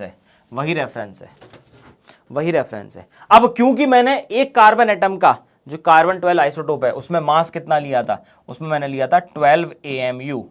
तो इसका 1/12 पार्ट जब लूंगा तो कितना आएगा, 1 एएमयू तो आएगा, 1 एएमयू तो आएगा। तो बेसिकली क्या होता है कि 1 AMU is basically 1/12 of the mass of 1 carbon atom present in carbon 12 isotope. तो इसको मैं लिख भी देता हूं, इसको मैं प्रॉपर डेफिनेशन में भी लिख देता हूं ताकि आप नोट कर सको that 1 AMU is the 1/12 of the mass of 1 carbon atom present in carbon 12 isotope. और कार्बन 12 आइसोटोप क्या है, अपना रेफरेंस है, ये अपना स्टैंडर्ड रेफरेंस है। आई बात समझ में, इसको हम बोलते हैं 1 एएमयू। बट अभी तक एक बात क्लियर नहीं हुई है कि अगर एएमयू मास बता रहा है, तो सबसे बड़ा क्वेश्चन जो जनता जानना चाहती है, जनता पूछती है कि सर आपने बताया एएमयू तो मास है, तो एएमयू एंड ग्राम्स और किलोग्राम्स इनमें क्या रिलेशन है, इनके बीच में क्या रिलेशन है, ये तो हमें बताओ कि इनके बीच में क्या रिलेशन है। तो मैं वो तुम्हें बताऊंगा। बट पहले हम लोग मोल को समझ लेंगे, उसके बाद ही रिलेशन मैं आपको करवाऊंगा। पहले मोल को समझते हैं, मोल के कॉन्सेप्ट को समझते हैं, उसके बाद मैं फिर से बताऊंगा आपको कि एएमयू और ग्राम या किलोग्राम में क्या आता है, क्या रिलेशन आता है, क्या इनको इजीली डिफाइन कर सकते हैं या नहीं कर सकते हैं, जो भी चीजें हैं वो हम अच्छे से समझेंगे। तो हमारे लिए पहली रिक्वायरमेंट क्या है, पहली रिक्वायरमेंट है हमें समझना कि एएमयू जो है और ग्राम है इसमें रिलेशन क्या आएगा। और उसके लिए सबसे जरूरी चीज क्या है वो समझना कि हमारे पास मोल का कॉन्सेप्ट क्या है। तो मैं मोल को स्टार्ट करते हुए आपको पहले बताता हूं पहले कि मोल जो है, मोल बेसिकली आपका एक फंडामेंटल प्रॉपर्टी है जो है हम अमाउंट ऑफ सब्सटेंस, जो है अमाउंट ऑफ सब्सटेंस। पूरे केमिस्ट्री में जो अमाउंट ऑफ सब्सटेंस है उसको हम लोग जनरली एक्सप्रेस करते हैं इन टर्म्स ऑफ मोल। तो just like any other number, ये भी एक नंबर बताता है, जैसे आपको पता होगा हमारे पास 1 डजन, अगर कोई भी चीज होती है, 1 डजन एप्पल ले लेते हैं, चलो लेट्स से दिन की शुरुआत एप्पल से ही करते हैं। 1 डजन एप्पल जो होते हैं हमारे पास, उनको बोलते हैं कि 12 एप्पल्स हैं इन नंबर। मेरे पास 12 एप्पल्स हैं। जैसे हम बात करते हैं लेट्स से, इसके अलावा भी बहुत सारी आती है, पेयर की बात कर लेते हैं। 1 pair of socks let's say, तो हम बोलते हैं 2 सॉक्स है हमारे पास इन नंबर। तो जैसे इन सब क्वांटिटीज को हम डिफाइन करते हैं ना मैथमेटिक्स में, वैसे ही केमिस्ट्री में मोल को डिफाइन किया जाता है, वैसे ही केमिस्ट्री में मोल को डिफाइन किया जाता है। A mole is defined as the amount of substance that contains as many atoms or ions or any other elementary entities as there are carbon atoms in exactly 12 gram of carbon 12 isotope। सुनने में बहुत complicated लगता है, but मैं आपको बताता हूं कि जब भी हम बात करेंगे 1 मोल ऑफ एनी स्पीशीज, किसी भी स्पीशीज का 1 मोल जब हम लेते हैं तो उसका मतलब क्या है? उसका मतलब है मेरे पास 6.022 multiplied by 10 raise to the power 23 number of कुछ भी ले सकते हैं, नंबर ऑफ स्पीशीज ले सकते हैं, नंबर ऑफ स्पीशीज। अब ये स्पीशीज कुछ भी हो सकती हैं भाई, ये हमारी एटम भी हो सकती हैं, ये हमारी आयन भी हो सकती हैं, ये हमारे मॉलिक्यूल्स भी हो सकते हैं।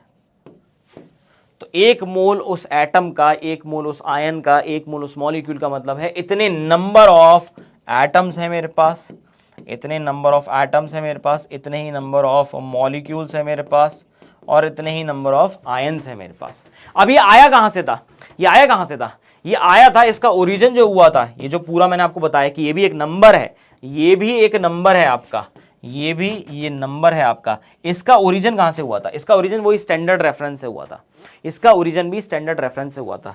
क्योंकि जब हमने देखा था कि हमारे पास 12 ग्राम कार्बन है, 12 ग्राम कार्बन 12 आइसोटोप का है, तो उसके अंदर जब हमने देखा था तो हमारे पास आए थे 6.022 multiplied by 10 raise to the power 23 carbon 12 atoms आए थे। तो हमारे पास इतने ही एटम्स आए थे, और यहीं से हमने डिफाइन कर दिया था कि 1 मोल का मतलब भी यही होगा कि 1 मोल के अंदर इतने एटम्स, इतने आयंस, इतने मॉलिक्यूल्स या इतनी एलिमेंट्री एंटिटीज आएंगी जितने की 12 ग्राम कार्बन आइसोटोप के अंदर कार्बन एटम्स आते हैं। तो 12 ग्राम कार्बन आइसोटोप के अंदर कितने एटम्स आते हैं? इतने सारे एटम्स आते हैं। तो इसका मतलब 1 मोल का मतलब भी यही होगा, 1 मोल का मतलब भी यही होगा। आई बात समझ में? ये सबको समझ में आ गया होगा, देख लो भाई। और ये जो नंबर है, ये जो नंबर दिख रहा है, इसको हम बोलते हैं एवोगैड्रोस नंबर, जिसको हम रिप्रेजेंट करते हैं Na से। इसको हम क्या बोलते हैं? Avogadro's number. देख लो भाई,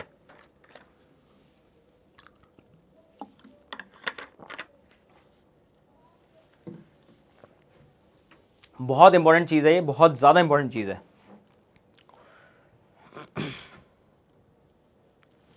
ठीक है, अब देखो, जैसे मैं बात करूंगा अब पेयर की, पेयर का मतलब होता है 2 ग्लव्स आ गए हमारे पास, नंबर होता है ना, नंबर। जैसे डजन की बात करते हैं तो हमारे पास 12 नंबर आ जाते हैं। एक ग्रॉस की बात करते हैं तो 144 इन नंबर आ जाता है। और ऐसे ही अगर हम बात करेंगे 1 मोल की, तो हमारे पास कितने एटम आ जाएंगे? हमारे पास आ जाएंगे 6.022 multiplied by 10 raise to the power 23। तो आपको बस याद रखना है कि 1 मोल का मतलब क्या होता है? 1 मोल एक नंबर को बता रहा है जो कि 6.022 multiplied by 10 raise to the power 23 numbers हैं, जो आपके नंबर्स बता रहे हैं। तो 1 मोल के अंदर इतना बड़ा अमाउंट रहता है आपका नंबर का। I hope this part is clear. I hope ये पूरा पार्ट आपको समझ में आ गया होगा। और हमने क्योंकि इसको कंपेयर किया है कार्बन से, तो हम ये भी बोल सकते हैं कि 1 मोल ऑफ कार्बन का मतलब क्या होता है? 12 ग्राम कार्बन। हमने अभी देखा था, ये बड़ी इंपॉर्टेंट चीज है, बड़ी ही इंपॉर्टेंट चीज है, क्योंकि सारा रेफरेंस तो यहीं से स्टार्ट हुआ है ना, सारा रेफरेंस यहीं से स्टार्ट हुआ है। आप पिछली डेफिनेशन देख सकते हो, क्या बोला है कि एक अमाउंट ऑफ सब्सटेंस जो है उसके अंदर कितने एटम्स, मॉलिक्यूल्स या आयंस हैं या एलिमेंट्री एंट्रीज हैं which are present in 12 gram of carbon atom, उसी को मोल बोला जाता है। तो 1 मोल का मतलब क्या हो गया? 12 ग्राम ऑफ कार्बन एटम। ठीक है, ये बात सबको समझ में आ गया होगा, ये पूरा एनालिसिस सबको समझ में आ गया होगा। अब अगर देखोगे तो आप सिंपली बोल सकते हो कि the number of atoms in carbon 12 isotope is basically known as Avogadro's number. तो इसको हम क्या बोलते हैं, इसको हम लोग बोलते हैं एवोगैड्रोस नंबर। और हमने अभी निकाल के भी देखा था, इसकी वैल्यू कितनी आई थी, ये वैल्यू आई थी 6.022, ये वैल्यू कितनी आई थी 6.022 मल्टीप्लाइड बाय 10⁻23। कई जगह आपको 6.023 भी दिख जाएगा, तो घबराने वाली बात नहीं है, ऐसा टेंशन मत ले लेना। So a mole of substance will be equal to 6.022 multiplied by 10⁻23 chemical units of that substance. ये बड़ा काम का है, ये स्टेटमेंट बड़ा काम का है। ये आपका सबसे बड़ी चीज जो है ये डिफाइन कर दी है इसके अंदर। अब बात आती है कि एएमयू और ग्राम में सर क्या रिलेशन है, वो हम कैसे निकालेंगे। तो अब मैं देखो उस बात से आपका क्लैरिफिकेशन करना चाहता हूं। यही क्वेश्चन आया था कि सर इनमें रिलेशन कैसे निकालेंगे, हमको कैसे पता चलेगा रिलेशन क्या आया है। तो सुनो, अब देखो बड़ी काम की चीज बताने वाला हूं, अब बड़ी ही काम की चीज बताने वाला हूं। क्योंकि आपको पता है कि वन मोल सब्सटेंस के अंदर Na नंबर्स होते हैं, 1 मोल सब्सटेंस के अंदर Na नंबर्स होते हैं। Na मतलब 6.022 मल्टीप्लाइड बाय 10⁻23। ये बात तो समझ में आती है, ये बात तो समझ में आती है। अब अगर मैं बात करूं 1 AMU की, मैं अगर बात करूं 1 AMU की, अगर मैं बात करूं 1 AMU की, तो 1 AMU क्या होता है, वो होता है 1/12 of the mass of 1 carbon atom in carbon 12 isotope. यही होता है। तो अगर किसी भी तरीके से मेरे पास एक कार्बन एटम का मास आ गया तो मेरा काम तो हो जाएगा। मेरे पास बस ये चीज आनी चाहिए, मुझे डिफाइन करना है ना इसको, मुझे डिफाइन करना है इसको। तो मुझे उसके लिए क्या चाहिए, एक एएमयू के लिए मुझे क्या चाहिए, मुझे चाहिए मास ऑफ 1 कार्बन एटम। अब सारी कहानी इसी के ऊपर डिपेंड करती है। देखो सुनो, ध्यान से सुनो, ध्यान से सुनो। सबसे पहली चीज आपके पास 1 मोल कार्बन एटम्स जो हैं वो क्या होते हैं, वो होते हैं 12 ग्राम कार्बन होता है। और वहीं पे 1 मोल कार्बन एटम्स का मतलब क्या है, आपके पास 1 मोल कार्बन एटम्स का मतलब क्या है कि आपके पास 6.022 मल्टीप्लाइड बाय 10⁻23 कार्बन एटम्स हो गए।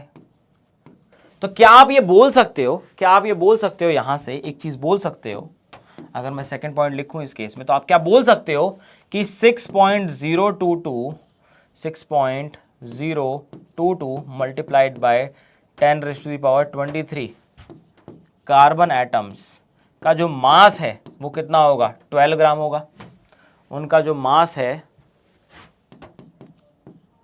Mass of 6.022 multiplied by 10⁻23 carbon atoms, इनका जो मास है वो कितना होगा, 12 ग्राम होगा। क्या आप कह सकते हो, क्योंकि दोनों का मतलब 1 मोल ही है। तो मैं ये बोल सकता हूं, यहां से मैं क्या ये बोल सकता हूं कि 1 मास ऑफ 1 कार्बन एटम, और रेफरेंस क्या है, C12 आइसोटोप, C12 आइसोटोप ही ले रहे हैं। तो उस केस में मास ऑफ 1 कार्बन एटम कितना हो जाएगा, वो आपका हो जाएगा कहीं ना कहीं 12 डिवाइडेड बाय 6.022 मल्टीप्लाइड बाय 10⁻23। यही हो जाएगा, ये आ जाएगा इन ग्राम्स आ जाएगा। या इसको मैं अगर इन शॉर्ट लिखूं तो मैं बोल सकता हूं 12 डिवाइडेड बाय Na ग्राम्स, यही लिख सकता हूं। Na is 6.022 multiplied by 10⁻23। अब यही चीज मुझे निकालनी थी, मुझे चाहिए था मास ऑफ 1 कार्बन एटम। अब क्या आपके पास यही दे रखा है फॉर्मूले में, यही दे रखा है। तो आप क्या बोलोगे कि 1 AMU जो है वो क्या आ जाएगा, 1/12 of the mass of 1 carbon atom. 1 carbon atom का कितना आया है, 12 डिवाइडेड बाय Na। तो 12 से 12 कट गया, तो आपके पास क्या आ जाएगा, 1/Na ग्राम्स। तो ये रिलेशन होता है आपका किसके बीच में, AMU और ग्राम्स के बीच में। तो आप सिंपली क्या बोल सकते हो, यहां सिंपली नोट डाउन भी कर लेना कि 1 AMU will be equal to 1/Na grams. अब देखो ये मेरे लिए क्यों यूजफुल है, AMU और ग्राम को यूज करना क्यों यूजफुल है, क्योंकि जितना आपका वेट AMU में आता है ग्राम में भी उतना ही आएगा। ठीक है, इसलिए याद रख लेना, wait of atom in AMU और ग्राम्स इज सेम। तो आपको एक ही बार याद करना है, एक ही बार याद करना है और आपका काम हो जाएगा। बट दोनों के टर्म जो होते हैं वो अलग अलग होते हैं। एक केस में जब हम यूज करेंगे तो उसको हम करेंगे एटॉमिक वेट। तो एटॉमिक वेट जो है वो आएगा आपका AMU में, और उसका जो मोलर वेट है वो हम निकालेंगे तो वो आएगा ग्राम्स में, और दोनों ही वैल्यू सेम आएंगी, दोनों ही वैल्यू सेम आएंगी। मतलब अगर कार्बन लेते हो तो 12 ग्राम और 12 यू, सेम बात है। हाइड्रोजन लेते हो 1 ग्राम और 1 यू, सेम बात है। क्योंकि आप एक जगह डिफाइन कर रहे हो मोलर वेट और एक जगह आप डिफाइन कर रहे हो एटॉमिक वेट। तो बस इतना सा डिफरेंस आ जाएगा कि आप एक स्मॉल यूनिट के लिए कर रहे हो, एक लार्ज यूनिट के लिए कर रहे हो, बाकी सब चीजें इसके अंदर सेम रहेंगी। तो आपको बार बार याद नहीं करना है। क्लियर है? क्लियर है? आई होप ये एंटायर पार्ट आपको समझ में आ गया होगा।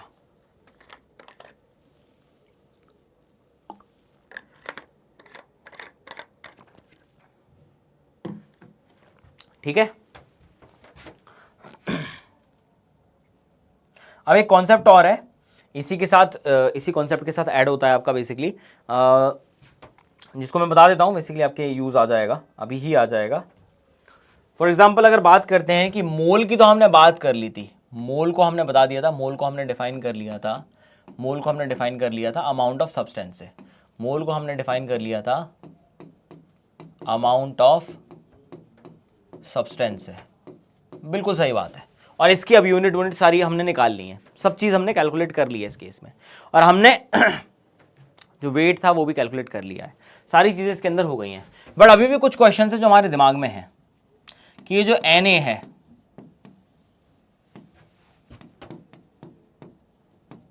हाउ लार्ज इज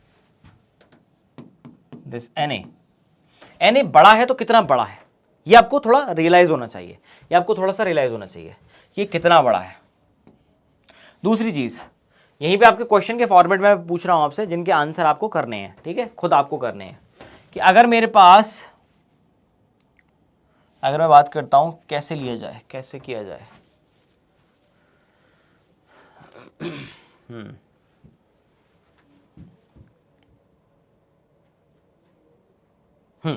ठीक है, अगर हम बात कर लेते हैं मास ऑफ वन इलेक्ट्रॉन, वो कितना आता है 9.31 multiplied by 9.1 multiplied by 10⁻⁻31 kilogram. ठीक है, तो क्वेश्चन क्या है,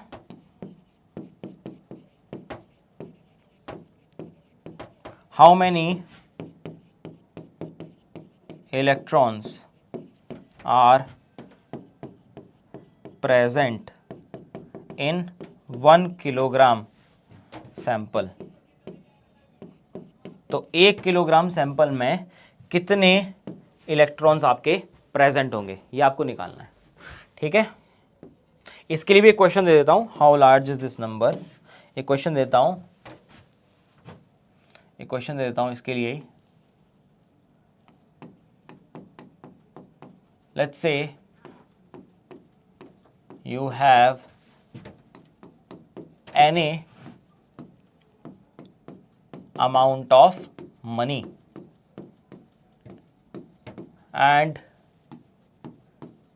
you are spending 10 crores rupees per second। आपके पास इतना अमाउंट दे रखा है और आप 1 सेकंड में 10 करोड़ रुपए उड़ा रहे हो, मतलब अमीरी ही अमीरी, पैसा ही पैसा होगा, बिल्कुल वो वाली सिचुएशन है। तो क्वेश्चन है, how much time will it take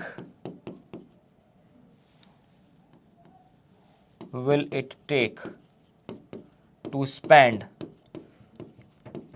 all money. तब आपको समझ में आएगी इस नंबर की अहमियत कि ये कितना बड़ा नंबर है।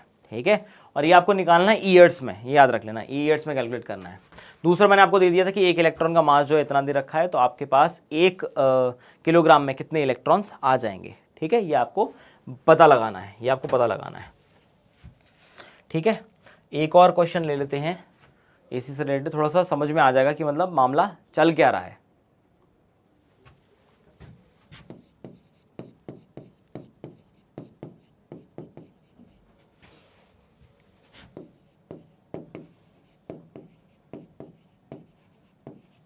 Calculate the number of atoms in first part ले लेते हैं 46 AMU sodium and 46 gram sodium. तो यहाँ से आपको समझ में आ जाएगा कि AMU और ग्राम में कहानी चलती है तो क्या चलती है। ठीक है, ये आप होमवर्क समझ लेना, ये आपका होमवर्क है, इसको आराम से करो और बाकी की चर्चा जो है वो अब केवल आपके मोल के फॉर्मूले बचे हुए हैं, उसको हम लोग करेंगे फिर नेक्स्ट क्लास में डिस्कस। ठीक है, आई होप सबको समझ में आ गया होगा। अब बेसिकली हमारे पास 2-3 कैलकुलेशन बची हुई हैं। पहले तो मोल का फॉर्मूला ड्राइव करना बचा हुआ है, कैसे कैसे आप मोल का फॉर्मूला ड्राइव कर सकते हो और कौन कौन से वेट हैं जिनको हम डिफाइन करेंगे। देखो एटॉमिक वेट याद रख लेना जब भी एटॉमिक और मॉलिक्यूलर वेट की बात होगी, क्योंकि हम एटम और मॉलिक्यूल के ले रहे हैं तो हम एक्सप्रेस करेंगे इन टर्म्स ऑफ AMU या फिर U, दोनों का सेम मतलब है, दोनों का बिल्कुल एग्जैक्टली सेम मतलब है। और जब भी हम लार्ज अमाउंट के लिए बात करेंगे, जो हम एक्चुअल में क्वांटिटी लेते हैं किसी एलिमेंट की कैलकुलेट करते हैं, उस केस में जब भी बात करेंगे तो वहां पे एक टर्म आता है जो हम बोलते हैं मोलर मास, जिसको हम यूज करते हैं मोलर मास। तो जब मोलर मास की बात आएगी तब आप एक मोल के लिए बात करोगे तो वही अमाउंट ग्राम में कन्वर्ट हो जाएगा, बस ये आपको याद रखना है। बाकी चर्चा हम लोग नेक्स्ट क्लास में करेंगे डेफिनेटली, बट ये मैं आपको कॉन्सेप्ट बता रहा हूं और जो क्वेश्चन दिए हैं उनको जरूर करके देखना, वो आपको एक आइडिया देंगे कि जो अभी तक हमने पढ़ा है Na का मतलब जो पढ़ा है वो क्या है, कितना बड़ा नंबर है और हम नंबर के साथ कैसे डील करते हैं। जब हमारे पास U में वेट दे रखा होता है, जब हमारे पास ग्राम में दे रखा है तो कितना बड़ा डिफरेंस आ जाता है। ठीक है, बाकी की चर्चा हम लोग करेंगे नेक्स्ट क्लास में। बहुत ईजी पोर्शन अब बचे हुए हैं, 2-3 चीजें हैं कैलकुलेट करने की, वो हम लोग करेंगे नेक्स्ट क्लास के अंदर और काफी सारे क्वेश्चंस भी और आएंगे, उनको भी हम प्रैक्टिस करेंगे नेक्स्ट क्लास में। Okay, so that's all from my side, thank you so much.